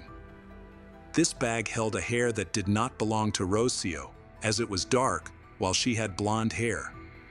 Although this bag, along with the badge and fabric fibers found on the body, could have aided investigators, they were not useful at that time. The hair was rootless, and the technology then available could not analyze DNA without a root. The fabric fibers, identified as clothing fibers, could not be analyzed either. They needed to be compared with the suspect's clothing, and the samples would have to match exactly for the evidence to be significant. The only helpful item for the police was the clothing found in the bag, including a well-known white t-shirt. This t-shirt had traces that supported the theory that Rocio died from stab wounds and confirmed the number of wounds inflicted. A few weeks prior, 4 police officers noticed a car with multiple passengers while patrolling the area where Rocio later went missing. When they checking the license plate, they found that the car belonged to Dolores Vasquez. Dolores and Alicia have been in a romantic lesbian relationship for 10 years. Initially, their relationship was happy, and they bought a house where they lived with Alicia's children. However, issues arose as the children grew older. Dolores took on the role of disciplinarian and was much stricter than Alicia preferred. Dolores often criticized and punished the children severely, leading to frequent arguments between the couple. Ultimately, they decided to separate because their relationship had become unhappy. Even after the separation and Alicia moving out of their shared home, Dolores remained a significant figure in her life. Alicia, Rocio's mother, lacked higher education and struggled to find a well-paying job, which led to financial challenges for the family. Meanwhile, Dolores held a high-status job and provided substantial financial support to them.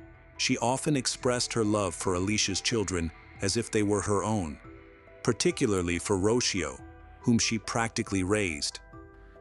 Dolores was instrumental in the efforts to find Rocio and also contributed financially to the investigation. As the investigation progressed, the police initially had several suspects, but that number gradually decreased. Almost a year after Rocio's death, in September 2000, the first arrest occurred. Dolores was taken into custody as the sole suspect. Dolores's arrest was initially controversial, as the police had no clear evidence linking her to the crime. Some initial clues led them to suspect that the real culprit might be a man, as suggested by a sketch provided by the only witness, a taxi driver. However, the police focused on Dolores, believing that she was motivated by a recent breakup with Alicia Hornos, Rocio's mother. They suspected that Dolores may have acted out of resentment. There were even rumors that Rocio played a role in the breakup, as her relationship with Dolores was said to be strained. These assumptions became the justification for Dolores's arrest. After the detention, one of Spain's most publicized and controversial trials began. Dolores was interrogated for several hours, but consistently maintained her innocence. Earlier, evidence suggesting her involvement had emerged. Pink fabric fibers found on Rocio's body were compared to Dolores's athletic clothing. Laboratory analysis indicated a near-perfect match, confirming that the fibers came from Dolores's clothing. This initial analysis was conducted by a toxicological laboratory, and the police announced the findings at a press conference, leading to a shift in public opinion against Dolores. However, at her attorney's request, a second analysis was conducted at a forensic laboratory. This time, the result was negative. Dolores's defense argued that the initial laboratory might have made an error. The case received widespread media coverage, and everyone had something to say about the actual findings of the police or Dolores's family life. Discussions arose suggesting that Dolores harbored deep-seated resentment towards Rocio. The trial commenced in 2001, and multiple testimonies revealed a very strained relationship between Dolores and Rocio. Alicia testified that Dolores often punished Rocio harshly, restricted her from leaving the house for many years, and frequently yelled at her. As a result, Rocio struggled academically, leading to further reprimands from Dolores, intensifying their conflicts. Alicia recalled a specific moment when Rocio expressed her fears, saying, "Mom, one day she is going to kill me, and you will do nothing." Rosa also shared her experiences of humiliation at the hands of Dolores. Initially, this behavior stemmed from Dolores's education. Unlike Alicia, who could read and write but had no formal qualifications, Dolores's education set her apart. Dolores often introduced Alicia as her sister to friends and acquaintances, rarely acknowledging her as a partner to anyone outside their close circle. This led Alicia to feel that Dolores no longer loved her or her family. A few months prior to the incident, Dolores had threatened Alicia because she refused to rekindle their relationship. Alicia was already with someone else. Alicia told Dolores that their romantic involvement was over, but Alicia was open to being friends and would offer help if needed. In response, she ominously warned Alicia, "You will cry bloody tears. You will be in pain." However, there was no evidence to show that Dolores was physically at the crime scene or had approached Rocio's body. The available evidence may suggest the guilt of someone else, rather than that of Dolores. Despite this, she was labeled guilty based on the evidence presented in court. The police suspected that Rocio knew her attacker. They believed this individual had given her a cloth to use on her wound after inflicting the first injury to the front of her body. However, when Rocio attempted to escape, the attacker, in a fit of rage, inflicted additional wounds to her back. The numerous wounds indicated a level of hatred and cruelty. One piece of evidence was a badge. Dolores participated in the searches, so she could have had access to these badges. Additionally, the testimonies of Dolores's employees came into play, indicating that Dolores was anxious and irritable on the days surrounding Rocio's disappearance. One employee reported that on the day Rocio's body was found, Dolores took a picture of her and began stabbing it with a knife, ultimately destroying the photo. Dolores claimed this was because the employee's Spanish was poor and she wanted to explain what had happened to Rocio. Meanwhile, the police have not released information about how Rocio was killed. An employee reported that on the day of the incident, Dolores shouted about a problem. Another piece of evidence against Dolores is that she usually took daily walks with a friend from Ukraine between 9 and 10 o'clock in the evening. However, on the day Rocio disappeared, Dolores did not meet with her friend and canceled their plans. Additionally, it was discovered that Dolores's phone was tapped, revealing a conversation in which she stated, "They have nothing." The police questioned her friends and family, prompting many to contact Dolores to check on her and ask what to say to the authorities. It became clear to the police that Dolores was confident she would not be caught, believing they had no evidence against her. However, Dolores's defense countered each point made by the prosecution. They presented a record of Dolores's phone calls from that day, both of which were lengthy. If she made her first call at 22:34 and the taxi driver heard Rocio scream around 10 p.m., it would have been impossible for Dolores to arrive, commit the murder, dispose of the body, and then make those calls in such a short time frame. Furthermore, when Dolores called her friends and family, none reported that she seemed nervous or acted unusually. Everything appeared normal. As a result, some evidence was dismissed. The defense also aimed to disprove the significance of a tire track found at the scene. The track belonged to an old car, while Dolores drove a newer Toyota with different tires. The prosecution suggested that Dolores could have rented a car, but this was deemed unlikely. Where could she have rented a car at 10 or 11 p.m.? Rental services would have logged such an unusual request, yet the prosecution had no proof that Dolores rented a vehicle. There was also a theory that she borrowed a car from a neighbor who left their keys in the car, but this idea was considered too far-fetched to be taken seriously. The DNA found on the cigarette butt belonged to a man. The taxi driver testified that he saw a man near the garbage bags containing Rocio's body. Fingerprints on the bags did not match those of Dolores, meaning there was no evidence to prove she was at the crime scene. The only accusation against her was a possible desire for revenge. Additionally, Dolores was known to be psychologically unstable, unfriendly, and often in a bad mood. This was a jury trial. The verdict was delivered not by the judge, but by the jury. The jury was composed of 9 members who deliberated for several hours. The decision was not unanimous, reflecting 7 votes in favor and 2 against. A few months into the trial, Dolores was found guilty of intentionally murdering Rocio Wannenkoff and was sentenced to 15 years in prison. Here's what the police believe happened on October 9, 1999. Around 9:30 p.m., Rocio left her boyfriend's house to go home, intending to take a shower and change. While walking home, she encountered Dolores. They began to argue and the situation escalated. Dolores pulled out a knife and stabbed Rocio in the front. After injuring Rocio, Dolores nervously handed her a handkerchief to stop the bleeding. Fearing that Rocio would report her to the police, Dolores chased after her when she tried to flee. Rocio, weakened by her injuries, fell, and Dolores then stabbed her 8 more times. After confirming that Rocio was dead, Dolores placed her body in her car. To keep the interior clean, she wrapped the body in 2 plastic bags. For several days, she concealed the body while participating in the search for Rocio and giving interviews. Eventually, she moved the body to the location where it was later discovered. Dolores initially served her prison sentence, but in 2002, an appeal was filed on her behalf.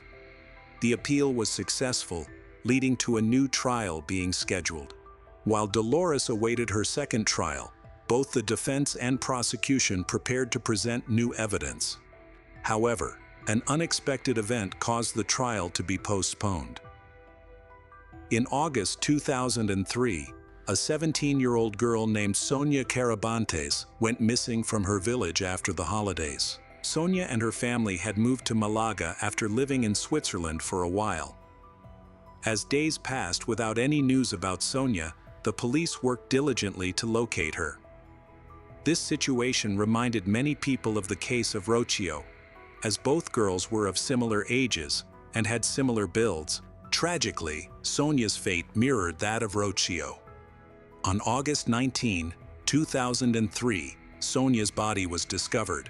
She had been strangled and had multiple stab wounds. 2 days after the body was found, on August 21, an autopsy was conducted. During the examination, genetic material was discovered under the victim's nails. This material was identified as skin, indicating that the girl had struggled with her attacker. This evidence could help the police identify the murderer. A DNA sample was taken, analyzed, and entered into the database.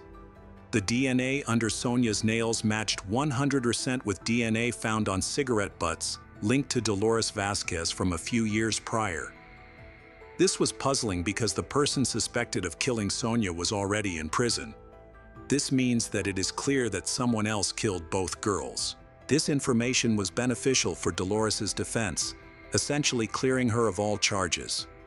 As a result, there was an increasing belief that Dolores was innocent. One woman stated that her ex-husband, Tony Alexander King, had been acting suspiciously around the time of Rocio's disappearance. She mentioned that he had scratches on his hands were swollen, and he brought home bloody clothes, claiming he had been injured in an accident. On the day Sonia disappeared, Tony visited her in a state of agitation, sweating, and with scratches on his body. When she asked him what had happened, he told her he had gotten into a fight outside a bar, but she found his explanation unconvincing. Tony was a British man living in Spain, near where the crimes took place. At the time, he was going through a divorce and had a child. The type of cigarettes found at the crime scene was Tony's favorite brand, which is rare in Spain. Tony was arrested on September 19, 2003. During the investigation, his DNA was collected, and the results confirmed a match with a cigarette butt and a sample found under Sonia's nails. After his arrest, details about his troubled past surfaced. Tony Alexander King, originally named Anthony Bromwich, was born in 1967. In 1986, he was sentenced to 10 years in prison for attacking several women. Additionally, he had been previously arrested for armed robbery. He served only half of his sentence before being released early for good behavior. Following his release, he changed his name and moved to Spain to start anew. In Spain, he met a woman named Cecilia Matilde Pantoja, and they had a daughter together, also named Sabrina. The Rocio family suspected that even if Dolores didn't commit the crime herself, she was somehow involved. They attended the court hearings for Tony. In 2005, Tony Alexander King was sentenced to 36 years in prison for the death of Sonia Carabantes, and an additional 7 years for an unrelated abuse assault he committed. The trial of Tony Alexander King in connection with the murder of Rocio Waninkoff, which took place in 2006. Initially, Tony claimed he had burned Rocio's body, which contradicted the official account. Although Rocio's body showed signs of burns and fire damage, it was not completely incinerated as Tony had stated. However, during the trial, Tony changed his story completely. He accused 2 individuals, Robert and Dolores, of being involved in the crime. He mentioned that he did not know Dolores well, but that they had a mutual friend, Robert. Tony explained that on October 9, 1999, he went to Robert's house to drink and do banned substance. After a while, he started feeling sick, and then Dolores arrived with another man. He alleged that Robert hypnotized him, and the next thing he remembered was sitting in a car with Robert and Dolores. Tony claimed that in the shadows of the car, Dolores attacked Rocio from behind. He said they placed Rocio in the trunk without realizing Rocio was still alive. Later, Robert got out of the car to check on Rocio. They then wrapped the body in bags to prevent any stains in the car. Tony insisted that he had minimal involvement and portrayed himself as merely a witness to a terrible crime. He is claiming that he left a cigarette butt at the scene. In the second trial, the defense pointed out that the car found at the crime scene was not Tony's car. There was an emerging belief that Tony was not acting alone. When asked why he had not mentioned this during his police arrest, he stated that Dolores had threatened to kill his daughter if he spoke up. On December 14, 2006, the trial ended, and the jury took 13 hours to deliberate. Tony King was convicted of the intentional murder of Rocio, while all charges against Robert were dismissed. Tony was sentenced to 19 years in prison and ordered to pay two compensations, €200,000 to Rocio's mother and €42,000 to her brother and sister. Dolores was released due to the lack of evidence to convict her for her involvement in Rocio's murder. This was a new version of the crime. One night, Tony approached a girl walking home and began to assault and intimidate her. He grabbed her by the neck and pushed her to the location where the evidence was later found. The girl fought back, and he stabbed her in the chest. During the struggle, Rocio managed to unmask him and attempted to flee, but he realized he had gone too far. None of his previous victims had escaped or sustained such severe injuries. After Rocio collapsed, he repeatedly stabbed her in the back until she was no longer breathing. He left her body there for several hours before returning in a car. It is believed that he had the accomplice who helped him load the body into the vehicle. For several days he kept the body with him before disposing of it where it was ultimately found. After the trial, Dolores moved to London and was granted compensation for the months she spent in prison. Many believe that the case cannot be considered closed, as there are still people who assisted Tony. Some think that those individuals could have included Dolores. The families of Rocio and Sonia suffered the loss of daughters who can never return. This case is quite complex, with many developments, particularly in Rocio's case. It remains uncertain whether a single DNA sample found on a cigarette butt was sufficient to place all the blame on Tony. Meanwhile, the Rocio family believes that Dolores played a role in the crime, even if she did not directly kill Rocio. The first test suggested that fibers from Dolores's clothing were found, but a subsequent test contradicted that finding. There is no concrete evidence against her. Unfortunately, without solid evidence, we can only theorize. Joshua Powell was born on January 20, 1976, in Puyallup, Washington, to Stephen and Terica Powell. He had 4 siblings, Michael, John, Jennifer, and Alina. However, life in the Powell family was far from normal. Their father, Stephen, was controlling and inappropriate, fostering a toxic atmosphere for his children. He shared adult material with his sons and set no boundaries, exposing them to adult content that influenced their behavior. As a teenager, Joshua acted out violently. He once killed his sister's pet gerbil in a fit of anger. He also threatened his mother with a knife during an argument, and when he felt desperate, he threatened to harm himself. In 2000, Joshua met Susan Cox at a church dinner. She was kind, hardworking, and full of life, and they got married within a year. Unbeknownst to Susan, her marriage would encounter serious challenges. Initially, they lived with Joshua's father, Stephen, in Washington, and that was when things became really disturbing. Stephen began to obsess over Susan. He watched her with a camera, used a small mirror to look into the bathroom, stole her underwear from the washing machine, read her diary, and posted love songs online under a pseudonym. Finally, one day, he confessed his feelings to Susan. This conversation, which included Susan's panicked rejection, was accidentally recorded on his own camera. It became the final straw. Joshua and Susan decided to pack up and move to Utah, hoping to forget about Stephen. For a while, life seemed to stabilize for Joshua and Susan, who had 2 sons named Charlie and Braden. They relocated to West Valley City, Utah, in search of a fresh start. However, Susan felt increasingly suffocated in her marriage. Her friends noticed her unhappiness and learned that Joshua hardly showed her any affection, creating a sense of distance between them. By the summer of 2008, their situation had deteriorated significantly. Joshua and Susan argued constantly, even in front of their children. Joshua had become extremely controlling, making all the decisions and leaving Susan feeling trapped.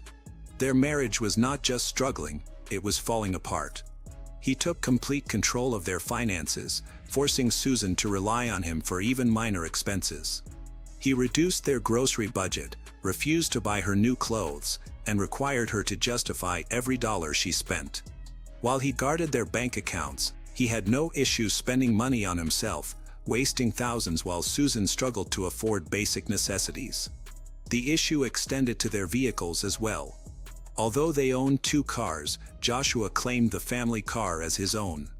Instead of allowing Susan to drive to work, he made her ride a bike, regardless of the weather or her fatigue. Moreover, he started to distance himself from their shared faith. Although they had been active members of the Church of Jesus Christ of Latter-day Saints, Joshua began refusing to attend services with Susan and their sons. He mocked her beliefs, made excuses to avoid church, and discouraged her involvement. The most painful betrayal came when Joshua refused to sever ties with his father, Stephen, despite Susan's insistence that he was dangerous and unwelcome in their lives. Joshua ignored her concerns, continued to communicate with his father, and allowed their young children to maintain contact with him. By 2007, Joshua had accumulated over $200,000 in debt, adding to their marital strain as Susan recognized that their situation was worsening. In response, she began documenting everything. In 2008, Susan created a video documenting the damage in her home, which she attributed to Joshua. That same year, she wrote a secret will ominously stating that if she were to die, it might not be an accident, even if it appeared to be one. Just a year later, she disappeared without a trace. On December 6, 2009, everything seemed normal. That morning, Susan, Charlie, and Braden went to church as usual. Susan interacted with friends and tended to her boys, and nothing appeared out of the ordinary.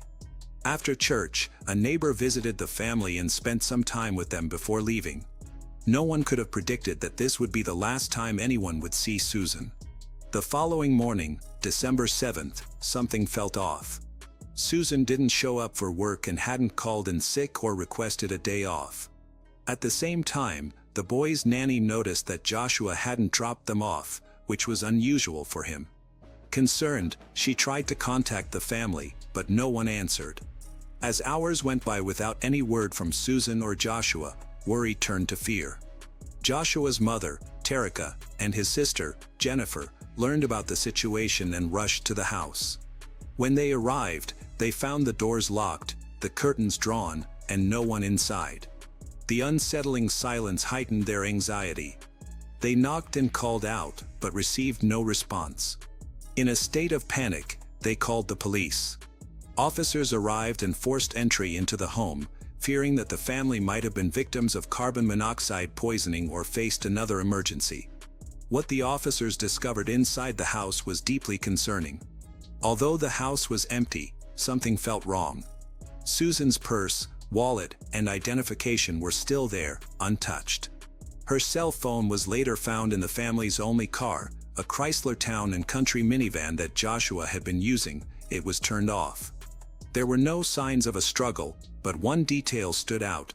2 box fans were set up in the living room, blowing air directly onto a damp spot on the couch. This unusual detail felt unsettling.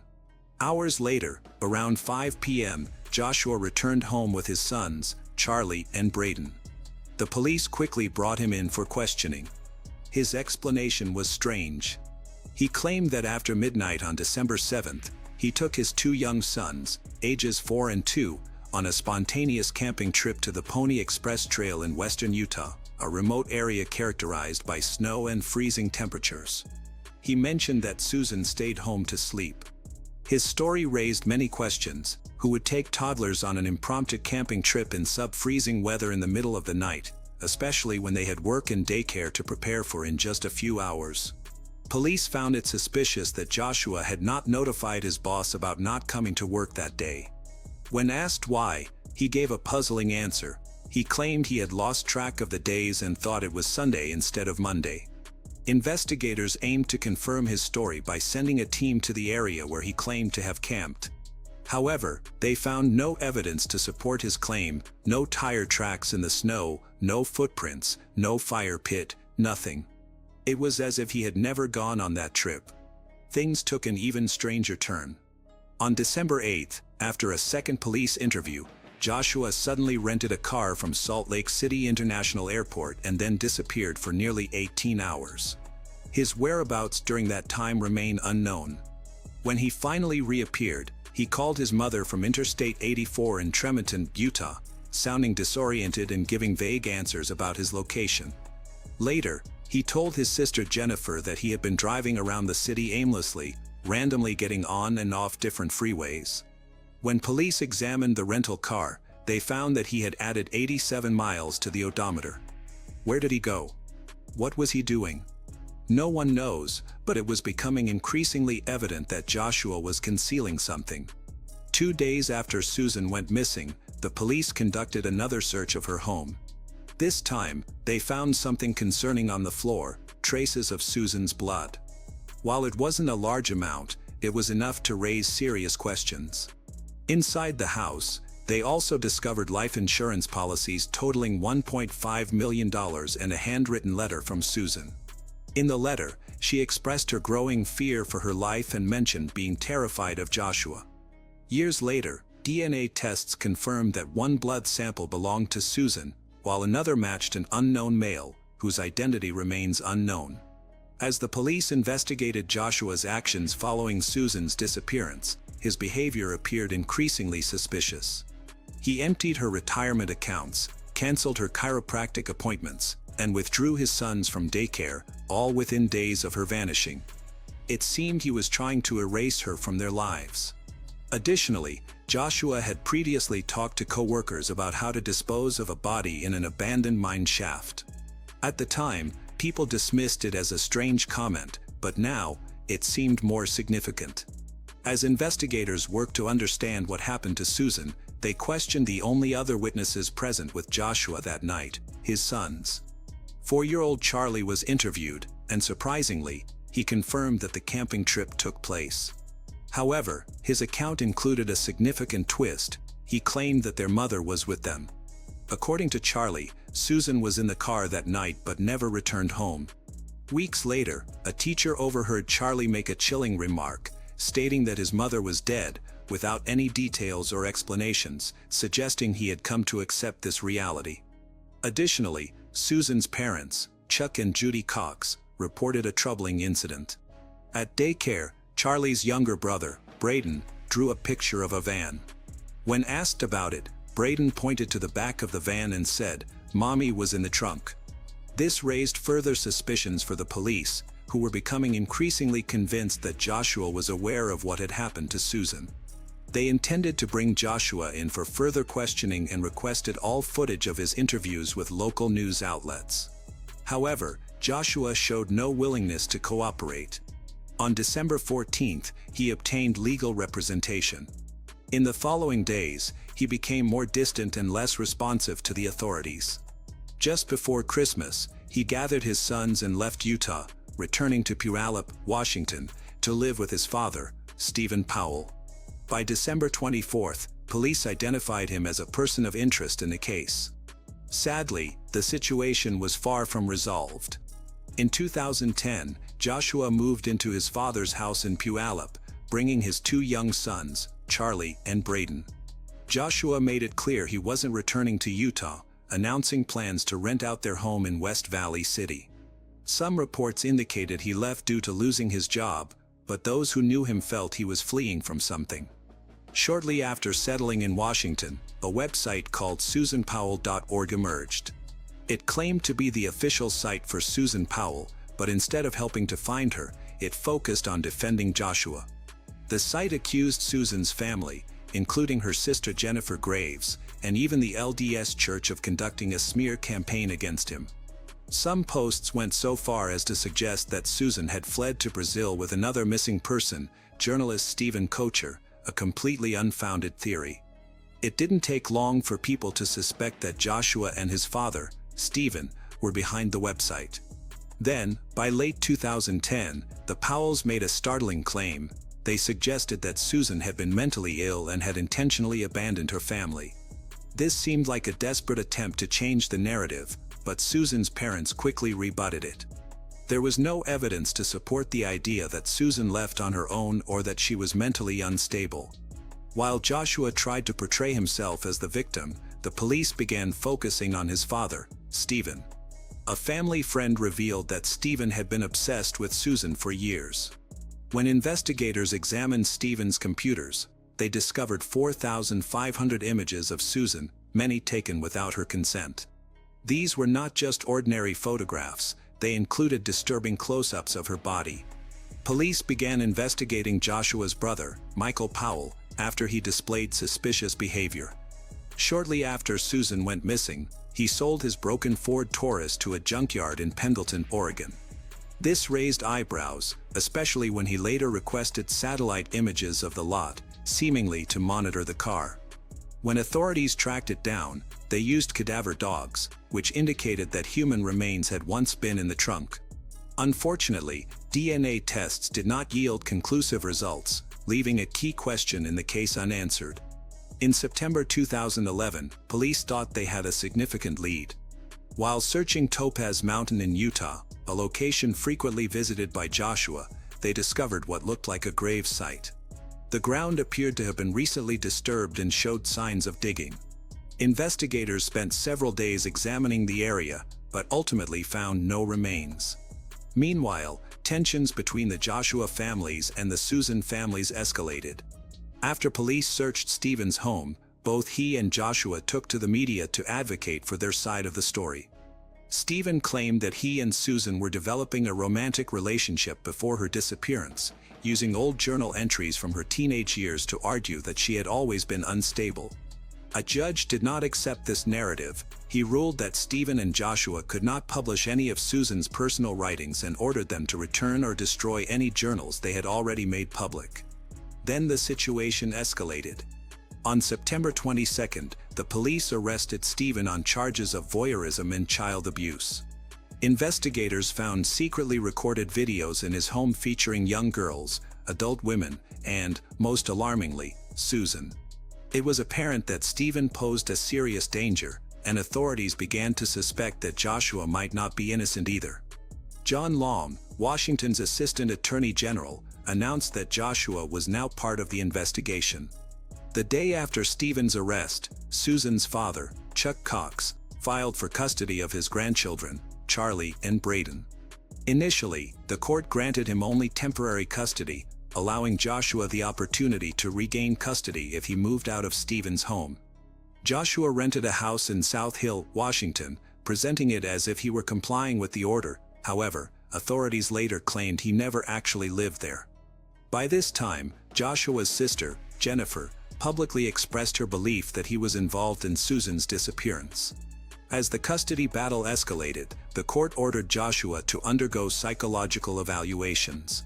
A forensic psychologist, James Manley, evaluated Joshua and discovered concerning patterns.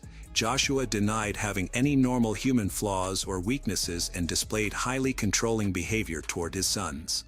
He also exhibited signs of deep paranoia, frequently blaming the police and media for his difficulties. Despite these findings, there was no direct evidence of abuse. Therefore, Manley allowed Joshua to visit his sons several times a week, under the supervision of a social worker.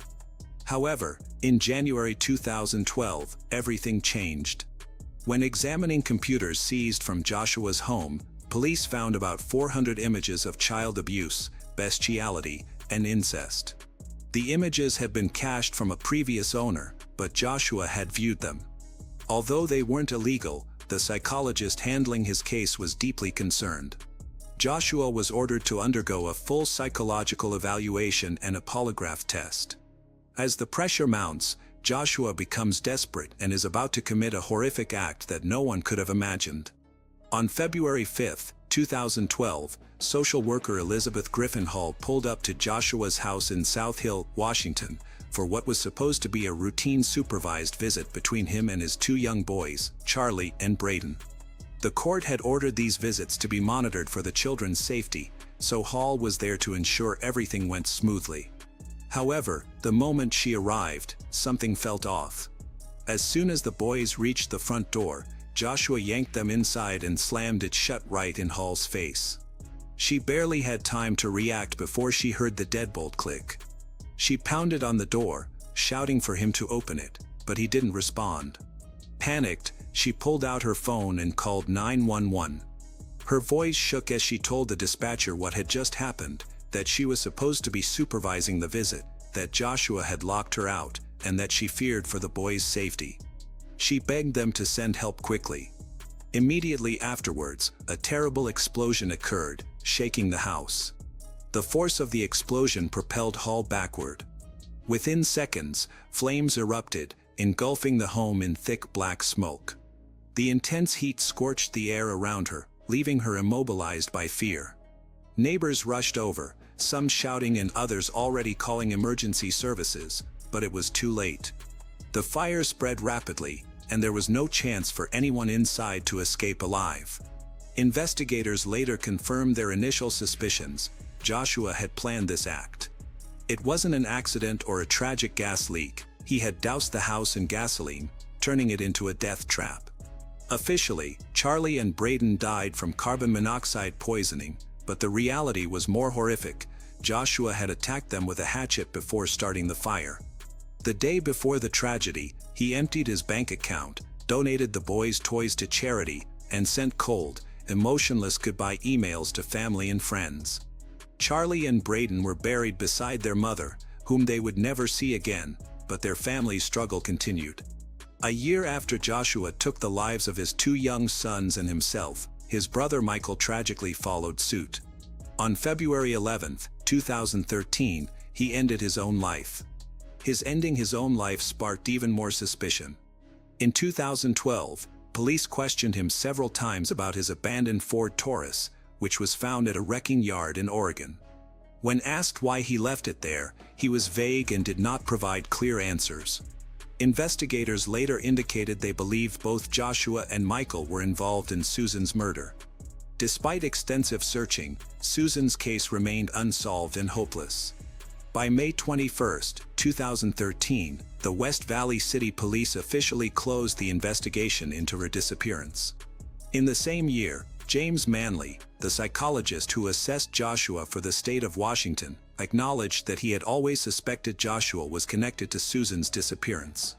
However, he did not include these suspicions in his official report, as his role was to evaluate Joshua's parenting, not to investigate a crime. The legal dispute over Susan's estate continued for years. In March 2015, Susan's father, Chuck Cox, finally prevailed in a lengthy legal battle against Terica and Alina Powell, who had attempted to declare Susan legally dead in order to collect life insurance. As a result, Chuck gained full control of the estate. In 2019, a surprising revelation came to light. KSL, a radio station in Salt Lake City, reported on its detailed podcast about Susan's case, called Cold, that disturbing child abuse material found by West Valley City Police, which contributed to Joshua losing custody of his sons, did not actually belong to him. In fact, it wasn't even found on his computer. The explicit images were located on a second-hand computer that Susan had bought from fellow members of her LDS church. The previous owners had viewed the content, but by the time this information surfaced, it was too late to rectify the situation. The damage had already been done.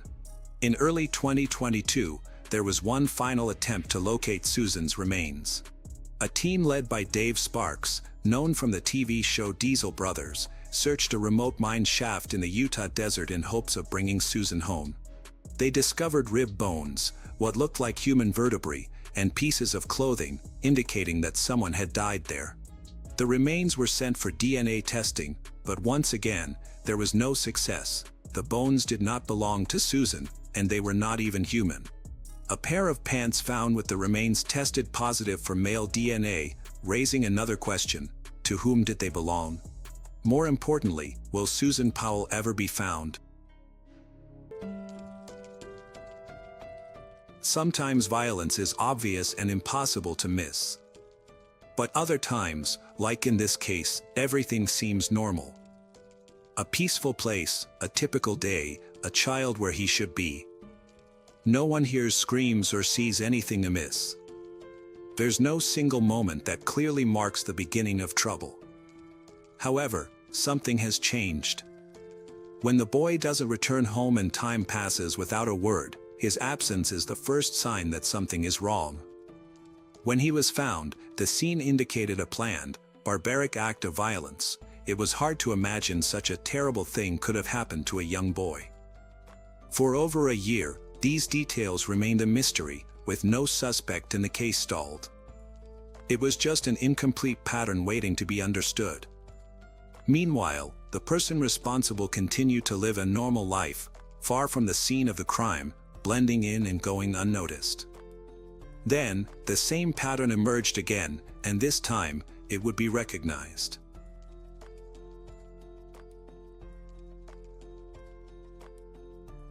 Portland, Maine, August 22, 1982. The day began without warning. 11-year-old Ricky Stetson left his home to go jogging along the Back Cove Trail, a 3.5-mile path familiar to locals, open, visible, and considered safe. It was the kind of place where danger did not announce itself. Where a child could run alone, and no one would question it. Ricky never returned. As daylight faded, concern turned urgent. His parents called the police. Officers began canvassing the trail, retracing what should have been a simple loop. There were no immediate signs of struggle. No witnesses who could place a moment of violence. Only a gap, a stretch of time where Ricky had simply disappeared. The next day, the search ended. A motorist traveling along Interstate 295 spotted something on the roadside. It was Ricky's body.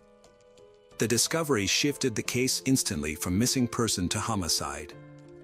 And not a random act, something far more deliberate. According to investigative findings, the attacker had attempted to undress the boy. There were signs of control. Of escalation. Ricky had been stabbed. Strangled. And most disturbingly, bitten. The bite mark would later become one of the most critical forensic clues, a detail that suggested proximity, intensity, and a level of personal violence that investigators could not ignore. Police moved quickly. A suspect was identified and arrested. For a moment, it seemed the case might resolve itself early. But forensic analysis told a different story. The bite marks on Ricky's body did not match the suspect's teeth. The evidence failed. After approximately a year and a half in custody, the suspect was released. The case collapsed. No new leads emerged. No additional suspects surfaced. The brutality of the crime stood in contrast to the silence that followed. Investigators were left with fragments, method, injury patterns, a forensic anomaly, but no one to attach them to. And so the case went cold. What no one could yet see was that the violence in Portland was not an isolated event. It was the beginning of a pattern, one that would remain hidden, waiting, until it resurfaced more than a year later in a different state, under different circumstances, but with the same quiet precision. A line had been drawn. It just hadn't been connected yet. For nearly a year and a half after Ricky Stetson's murder, the trail went quiet. Portland investigators had exhausted what they could. The crime scene had yielded fragments, the pattern of injuries, the bite mark, the attempted undressing, all pointing to a controlled and deeply personal act of violence. But without a match, without a name, those details remained suspended in isolation. And with that, the investigation lost momentum. According to available case records, no additional viable leads emerged after that point. The file did not close, but it stopped moving. Detectives revisited evidence, re-examined statements, but nothing advanced the case forward. The killer had left behind a signature, but not an identity. Beyond Maine, life continued. Somewhere else, the man responsible for Ricky's death was still living within the structure of ordinary society. There were no alerts crossing state lines. No centralized system linking violent crimes with behavioral similarities. In the early 1980s, investigative communication between jurisdictions remained limited, often fragmented. A crime in Maine stayed in Maine, unless something unmistakable connected it outward. Nothing did. Not yet. During this period, John Joubert was moving through his own life. By late 1983, he would be stationed in Nebraska as a radar technician in the United States Air Force, living in Bellevue. At the time, there was no reason to connect him to Portland. No reason to suspect that the violence seen along Back Cove had followed him across state lines. The gap between 1982 and 1983 would later become one of the most unsettling aspects of the case. Because it suggested control. The absence of known crimes did not necessarily mean the absence of intent. It raised questions investigators would only ask later. Had the killer stopped, or simply waited? Was the first murder an isolated act, or the beginning of something rehearsed, refined, and postponed? There were no answers yet. Only distance. Time. And a false sense that whatever had happened in Portland had ended there. It hadn't. More than a year later, in a quiet suburb hundreds of miles away, the pattern would return, not as a coincidence, but as a continuation. And this time, it would not remain hidden for long. On September 18, 1983, more than a year after the murder of Ricky Stetson, violence erupted again in Bellevue, Nebraska, but no one realized it at the time. 13-year-old Danny Joe Eberly stepped out early that morning to deliver newspapers along his regular route. It was routine work. Predictable. The kind of responsibility is entrusted to a teenager in a quiet suburban neighborhood. He followed the same path he always did. Then, somewhere between deliveries, the routine broke. When Danny failed to return home, concern began to build. His family retraced his route. Neighbors were asked. The area was checked. And then, a critical detail emerged. Danny's bicycle was found abandoned near one of his delivery stops. It was not hidden. Not damaged. Just left behind, as if the moment had been interrupted. According to investigation records, there were no clear signs of a struggle at the scene.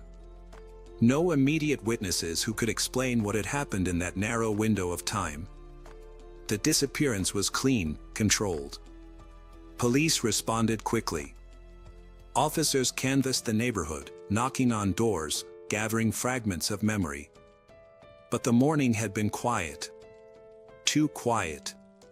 Nothing stood out. Search teams expanded outward.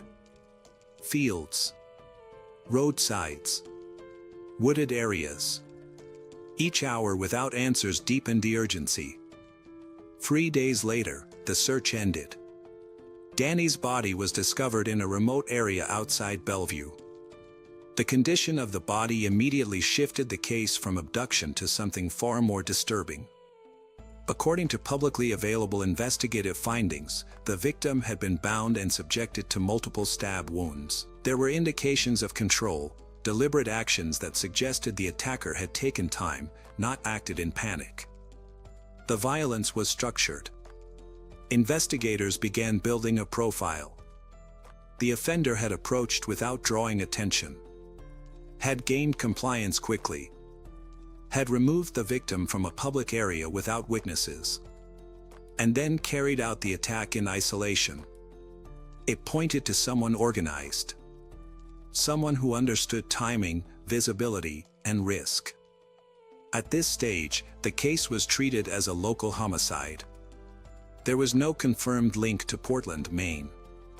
No shared suspect.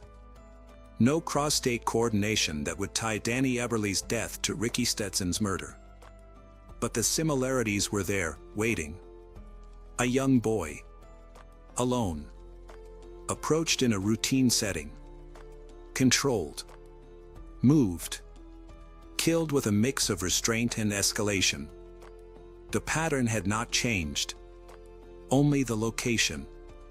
And as investigators worked to understand what had happened to Danny, they had no way of knowing that this was not the end of the violence in Nebraska, but the beginning of a sequence that would soon make the invisible unmistakable. Papillion, Nebraska.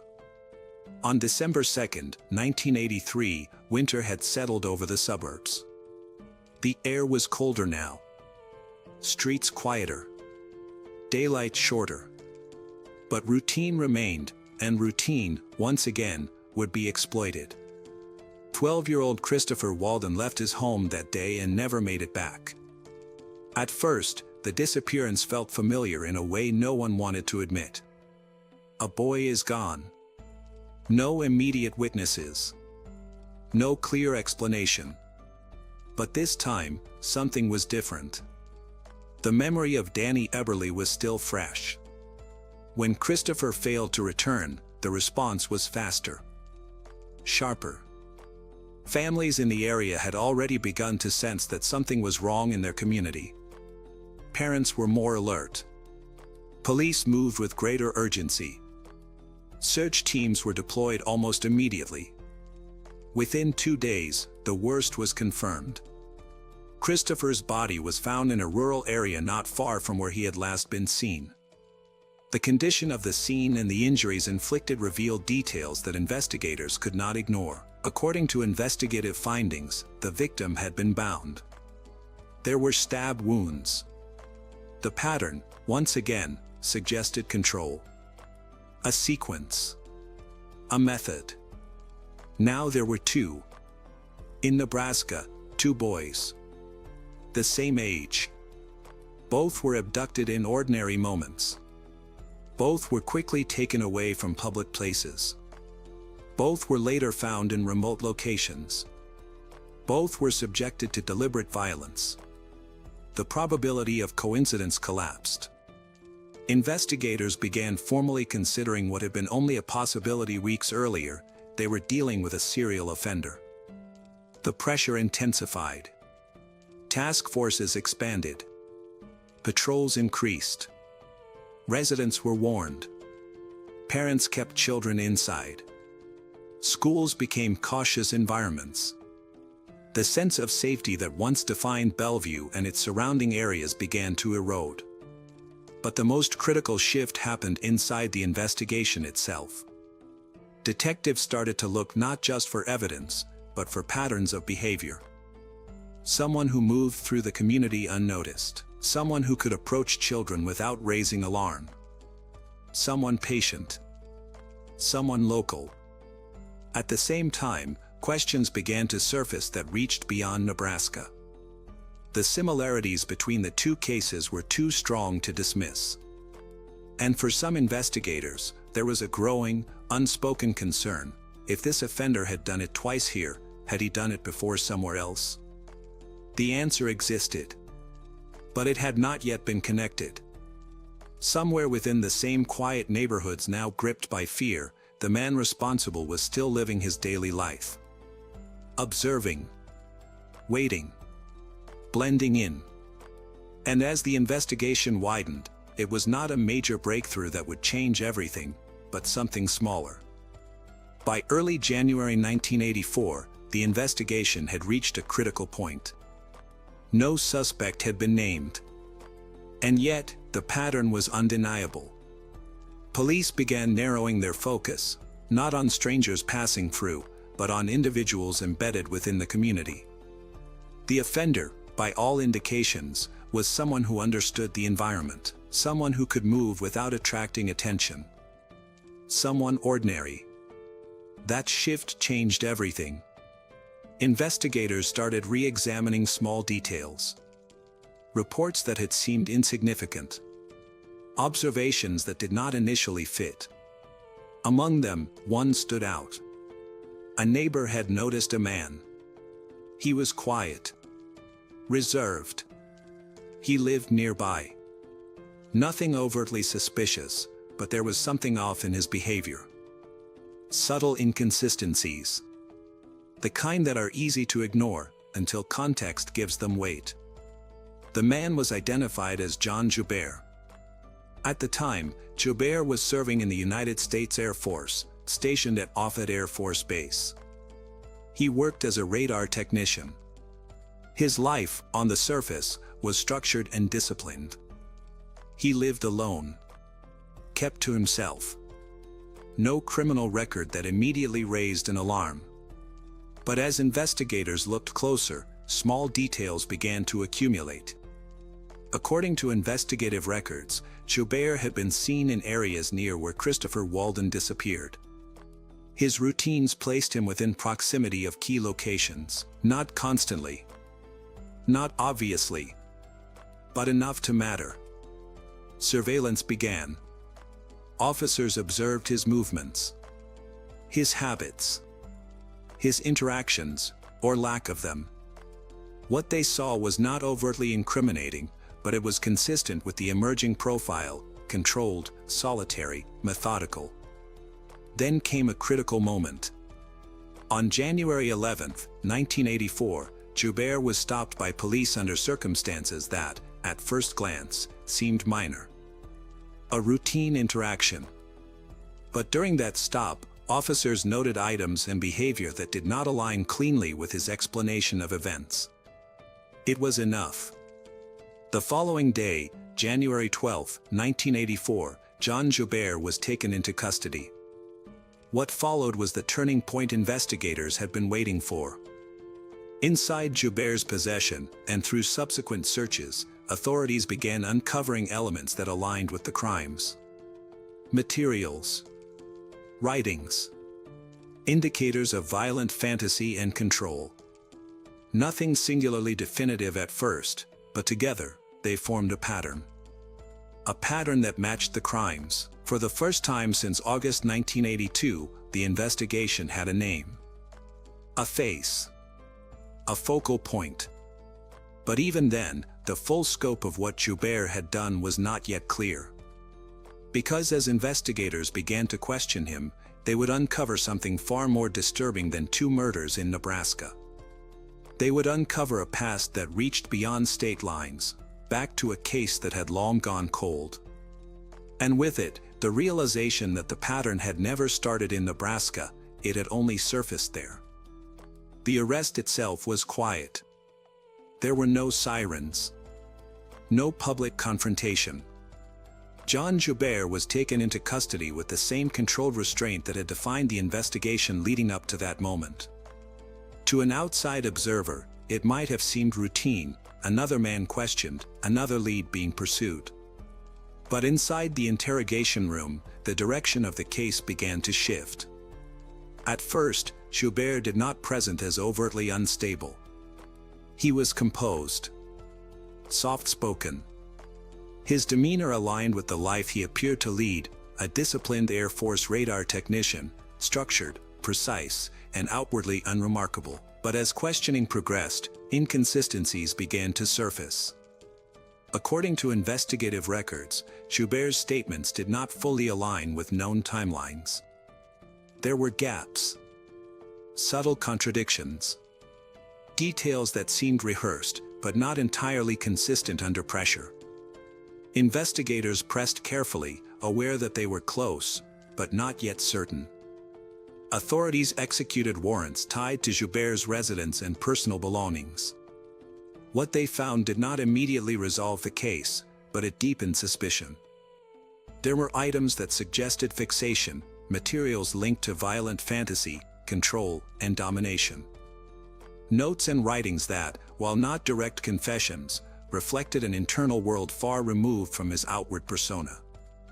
It was no longer just circumstantial proximity. It was behavioral alignment. At the same time, physical evidence began to take shape. Fibers, tools, and environmental traces were examined against the known crime scenes. Each element on its own was limited, but together, they formed a growing structure, one that increasingly pointed back to Joubert. Under continued interrogation, the pressure mounted. And then, the break came, and Joubert began to talk. He admitted to the killings of Danny Joe Eberly and Christopher Walden. The details he provided, locations, methods, sequence, aligned with the evidence investigators had already gathered. It was not a vague admission. It was specific, controlled, almost clinical. But the most significant moment came next. He spoke of another victim. A boy in Maine, Richard "Ricky" Stetson. With that statement, a case that had remained unresolved for over a year suddenly reconnected. The geographic gap collapsed. The pattern was no longer theoretical, it was confirmed. One offender. Multiple states. Multiple victims. The investigation had moved from suspicion to certainty. But as Joubert's confessions continued, investigators began to understand something more unsettling than the crimes themselves, the structure behind them. And to fully understand it, they would have to look beyond what Joubert had done, and into why. After Jean Joubert started confessing, the investigation changed from piecing together what happened to understanding why it happened. They were organized, intentional, and profoundly disturbing. According to interrogation records and later psychological evaluations, Joubert described urges that had developed long before the murders in Nebraska. These were not sudden impulses. They were persistent thoughts, shaped over time, centered on control, domination, and violent fantasy. The acts themselves, as he explained, were not random expressions of anger, they were, in his own words, something he felt compelled to carry out. Investigators noted the precision in how he spoke. There was little visible emotion. No outward panic. Joubert described his actions with a level of detachment that suggested distance, as if recounting a sequence rather than confronting the weight of it. He explained how he approached his victims, how he gained control, and how he transported them. Each step followed a pattern. Control was central. The bindings. The isolation of the locations. The escalation of violence. These were not incidental details, they were part of a process. According to case records, Joubert admitted to deriving a sense of power from the acts, particularly in moments where the victim's autonomy was completely removed. The bite marks, first seen in the murder of Ricky Stetson, also took on new meaning. They were not accidental. They were part of the ritual, a physical imprint, an assertion of dominance that investigators later understood as deeply symbolic within Joubert's psychological framework. His writings reinforced this. Materials recovered from his possession revealed violent fantasies that mirrored aspects of the crimes. Themes of control, submission, and repetition appeared consistently. These were not isolated thoughts. They were rehearsals. Yet, outside of this internal world, Joubert maintained a different identity. He thrived in organized settings like the military, where routine and discipline were key. To others, he seemed quiet and reserved. Nothing obviously indicated he was capable of the crimes he committed. This contrast, the difference between his normal appearance and his hidden, driving urges, was one of the most unsettling parts of the case. Psychological experts later examined whether Joubert met the criteria for specific disorders. While interpretations varied, there was general agreement that his behavior aligned with patterns seen in organized offenders, individuals capable of planning, controlling, and repeating acts while maintaining a stable external life. But even with analysis, one element remained difficult to quantify. Why did he stop, and then start again? The gap between Maine and Nebraska suggested restraint. The return suggested inevitability. For investigators, the confessions provided answers. But they also exposed limits, the recognition that understanding motive does not always lead to understanding origin. What remained was a clear sequence of actions, a confirmed pattern, and a man who had carried it out with intention. The courtroom became the final place where the pattern would be laid out, not as fragments, but as a complete sequence. John Joubert stood trial in Nebraska for the murders of Danny Joe Eberly and Christopher Walden. By this stage, the investigation had already established a strong foundation, his confessions, corroborated by physical evidence, and supported by the consistency of his own statements. The strategy of the defense did not center on denying the acts. Instead, it turned toward his state of mind. Attorneys argued that Joubert suffered from mental illness, that his actions were the result of psychological disturbance rather than calculated intent. It was an effort to shift the case away from premeditated murder and toward diminished responsibility, a critical distinction in determining sentencing. But the prosecution presented a different narrative. They emphasized planning, control, sequence. Joubert had selected victims in routine settings, approached without drawing attention, removed them efficiently, transported them, bound them, killed them in isolated locations. These were not the actions of someone acting in confusion or panic. They were structured, deliberate. The jury was asked to consider not just what Joubert had done, but how he had done it. In the end, they found him guilty. Joubert was sentenced to death. In a separate legal process, Joubert also confessed to the 1982 murder of Ricky Stetson in Maine, formally closing a case that had remained unresolved for over a year. What had once been an isolated tragedy in Portland was now understood as the first known act in a series. One offender. 3 victims. 2 states. On July 17, 1996, John Joubert was executed in the state of Nebraska. For the families of the victims, the execution marked an end to the legal process, but not to the loss. The absence left behind by each child could not be resolved in a courtroom. What remained were memories and the quiet weight of what had been taken. Beyond the families, the case left a broader impact. It exposed the limits of communication between jurisdictions at the time. A murder in Maine had not been connected to crimes in Nebraska until the offender himself revealed the link. It highlighted the importance of forensic detail. A single bite mark had prevented a wrongful conviction, even as the real killer remained free. And perhaps most unsettling, it revealed how easily violence could exist behind an ordinary exterior. John Joubert was not hidden in isolation. He lived among others, worked within structured systems, followed routines. And yet, within that normalcy, he carried something else entirely, something that only became visible after it had already taken lives. The case closed with certainty.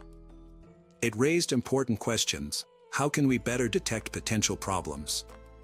How can we prevent them from happening? And how well do we really know the people in our lives? A woman was found dead inside a locked store. There were no signs of forced entry or any strangers having been inside. Police found her co-worker alive at the scene. The co-worker claimed 2 men broke in, tied them up, and violently attacked them. However, the police found no evidence to support the co-worker's story. There were no broken locks, no unfamiliar fingerprints, and no indication that anyone else had been in the store.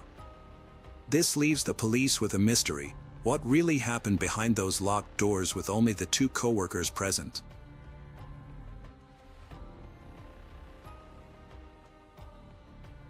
The store was quiet and pristine, with neatly arranged clothes, soft lighting, and gleaming floors. It was designed to feel orderly, reliable, and secure. On March 11, 2011, the Lululemon Athletica store on Bethesda Avenue closed as usual. The employees completed their closing duties, and the doors were locked. However, 2 women stayed inside. One of them was Jana Murray, a young woman with a future that extended far beyond retail shifts. The other was Brittany Norwood, her co-worker. Hours passed. By morning, something inside the store had shifted, violently, irreversibly. When police arrived, the scene did not resemble a workplace. It looked like a struggle had consumed the space. Merchandise scattered. Surfaces disrupted. There were signs of what appeared to be a robbery gone wrong. And deeper inside, there was something far worse. Jana Murray was found dead. Brittany Norwood, bound and injured, was the sole survivor, claiming that unknown men had attacked them after closing. She recounted being restrained, forced to listen to the brutal assault on both women. The story resonated initially: a closed store, a late shift, random violence. It seemed plausible. However, inconsistencies soon surfaced. The nature of the injuries, the positioning of the victims, and the timeline all raised questions. Investigators meticulously examined the store, every detail scrutinized for evidence. Chaos, even in a place of order, leaves a pattern. And the question began to form: if the attack came from outside, why did the scene feel so contained? Before the news, the trial, and the crime scene photos, Jayna Murray was simply living her life. At 29 years old, Jayna was a college graduate who was smart, ambitious, and considered thoughtful and calm by her friends. She had a job and was actively preparing to go to law school, a goal she was already pursuing. Her life was organized around work, study, and relationships. There was nothing in her daily life to suggest any danger or the violence that would later make her name known. That night, March 11th, had been ordinary. She reported for her shift at the Bethesda Lululemon store. The environment was familiar. Co-workers, customers, and the rhythm of retail closing procedures. Folding clothes.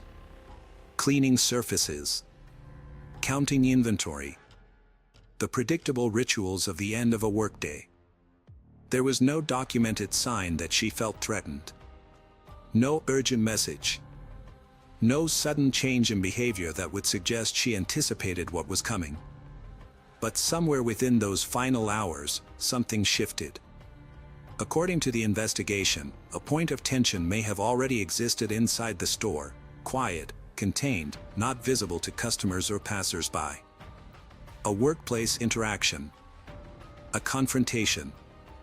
The kind that, in most cases, dissolves by the end of a shift. Except this one did not. The timeline narrows here. At some point after closing, Jayna remained inside the store with Brittany Norwood. No one else was present. The doors were locked. The outside world continued, unaware. Inside, something began to escalate. The evidence would later suggest that Jayna fought, that she resisted. That what happened was not immediate, not silent, and not without struggle. It unfolded over time, leaving behind a pattern of violence that investigators would describe as prolonged. And yet, no call was made. No alarm triggered. Beyond the walls of the store, life continued normally. Nearby employees closed their own shops. The lights went out. The street emptied. No one intervened. By the time the store was opened the next morning again, Jayna Murray's life had already been taken, violently, deliberately, and, according to the case record, in a way that suggested something far more personal than random. Her future, law school, career, relationships, ended inside a space that had once been routine. And the question deepened, no longer about where the danger came from, but why it was allowed to grow unchecked. What could have happened between two co-workers, in a locked store, that turned an ordinary night into something this final? When investigators first encountered Brittany Norwood, she was not treated as a suspect. She was the survivor. Found inside the store, restrained. Injured. Visibly shaken. Her body carried marks that, at first glance, aligned with her account of being attacked. She told police that two men had entered the store after closing. That they had assaulted both women.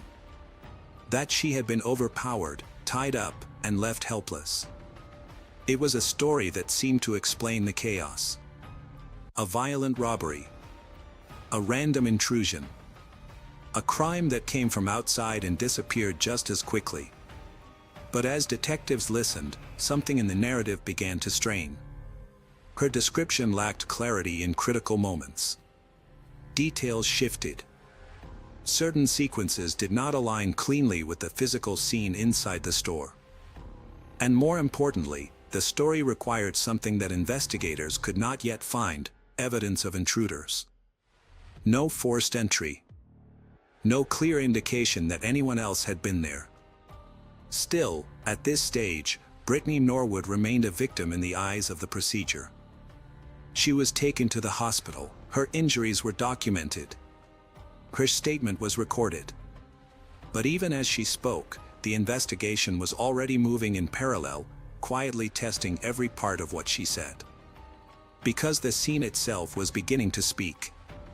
The bindings used on her body, the positioning, the nature of her wounds. Some appeared inconsistent with prolonged restraint. Others suggested control rather than chaos. Investigators did not confront her immediately. Instead, they returned to the store. They walked through it again, slowly, reconstructing. And outside, another layer began to form. Employees from a neighboring store, just a wall away, had heard something that night. Disturbances. Sounds that did not match a quick robbery. Sounds that stretched over time. If Brittany had been restrained early, as she claimed, how could those sounds continue? The timeline was no longer stable. And as it began to fracture, Brittany Norwood's position shifted, subtly at first, then unmistakably. From witness, to the only person who could explain what truly happened inside that locked space. The question was no longer whether her story was incomplete. It was whether it had been constructed. The wall between the Lululemon store and the neighboring Apple store was not thick enough to silence everything. On the night of March 11th, as employees next door were closing their own shift, they heard something unusual. At first, it registered as noise, dull thuds, movement, something out of rhythm with the quiet of a retail space after hours. Then it continued. Not a single burst. Not a quick disturbance. But a series of sounds that stretched across time. Impact. Motion. Silence. Then again. According to testimony later presented in court, those sounds lasted far longer than what would be expected from a sudden robbery. Employees described what they heard as alarming, but not immediately identifiable as violence. There was hesitation. Uncertainty. No one called for help. Inside the Lululemon store, the evidence would later suggest that the attack was not instantaneous. It unfolded in phases, a confrontation that escalated. Resistance. Control. Escalation again. Jayna Murray did not die immediately.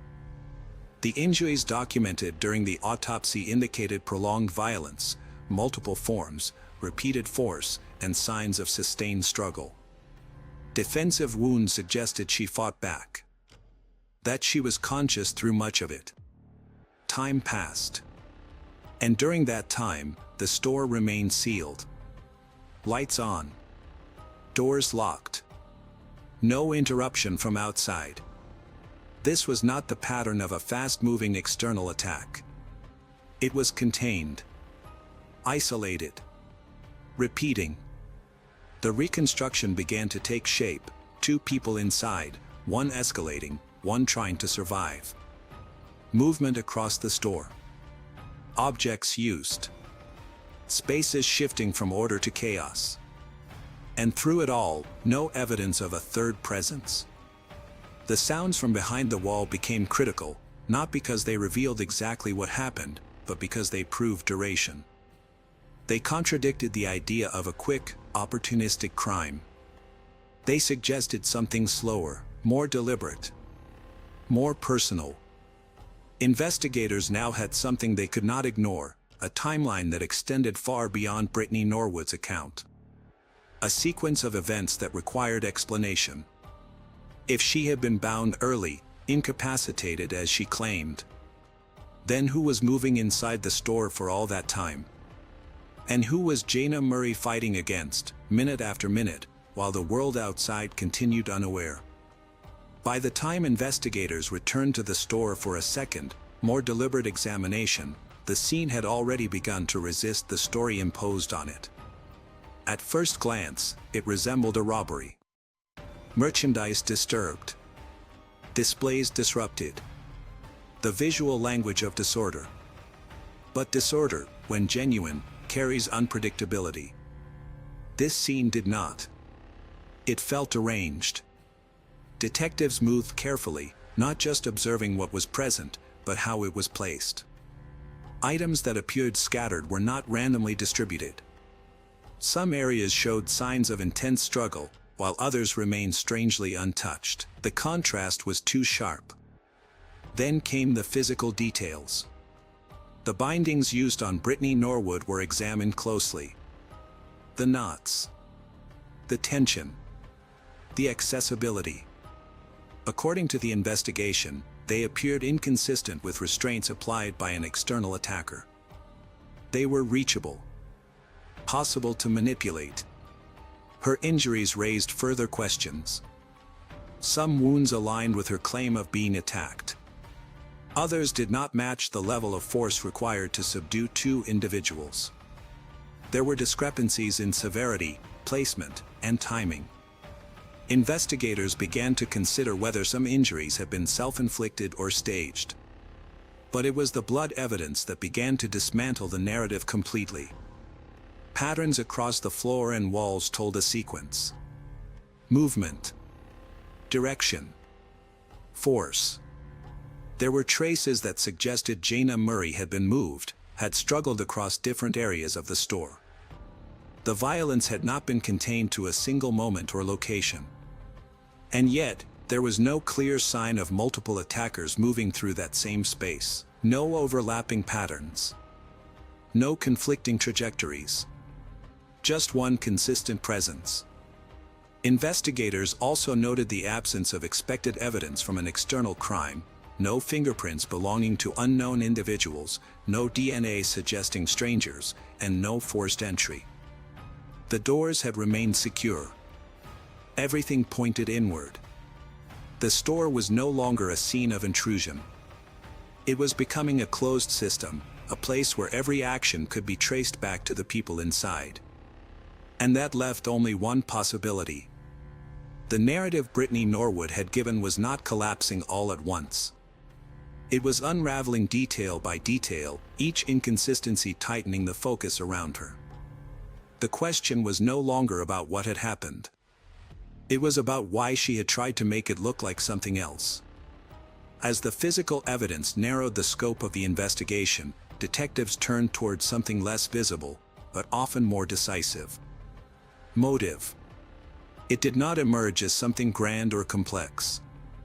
There was no elaborate conspiracy, no long-term plot involving multiple people. Instead, according to the investigation file, it began with something small. Contained.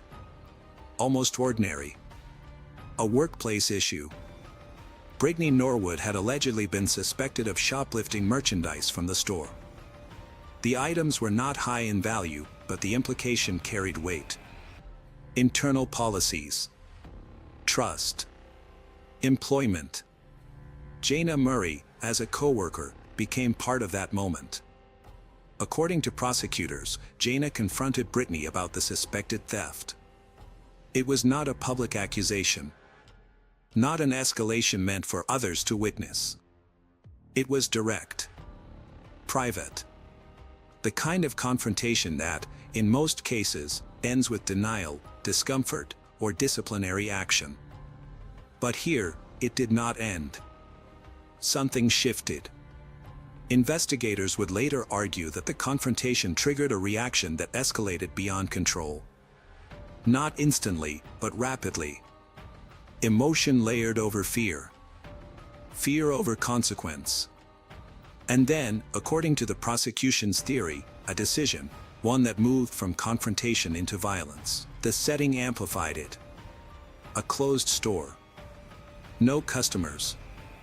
No management. No interruption. Two people. And a conflict that no longer had an audience.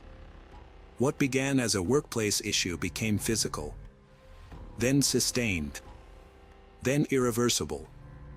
The brutality of the attack, as documented, suggested more than a moment of panic. It suggested persistence.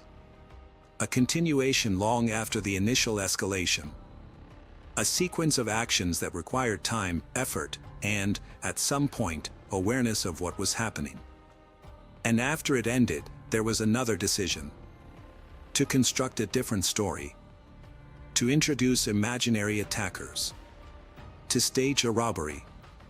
To reposition herself not as the source of violence, but as someone who had survived it. The motive, in its final form, did not rest solely on theft or confrontation. It expanded into something more human and more unsettling. Fear of exposure. Fear of consequence. And the belief that control could be regained by rewriting what had happened. But the question remained, sharper now than before. At what exact moment did this shift, from argument to violence, from panic to prolonged attack, become a conscious choice? When the case entered the courtroom, the violence that had unfolded behind closed doors was reconstructed piece by piece, no longer hidden within a retail space, but laid out in language, evidence, and testimony.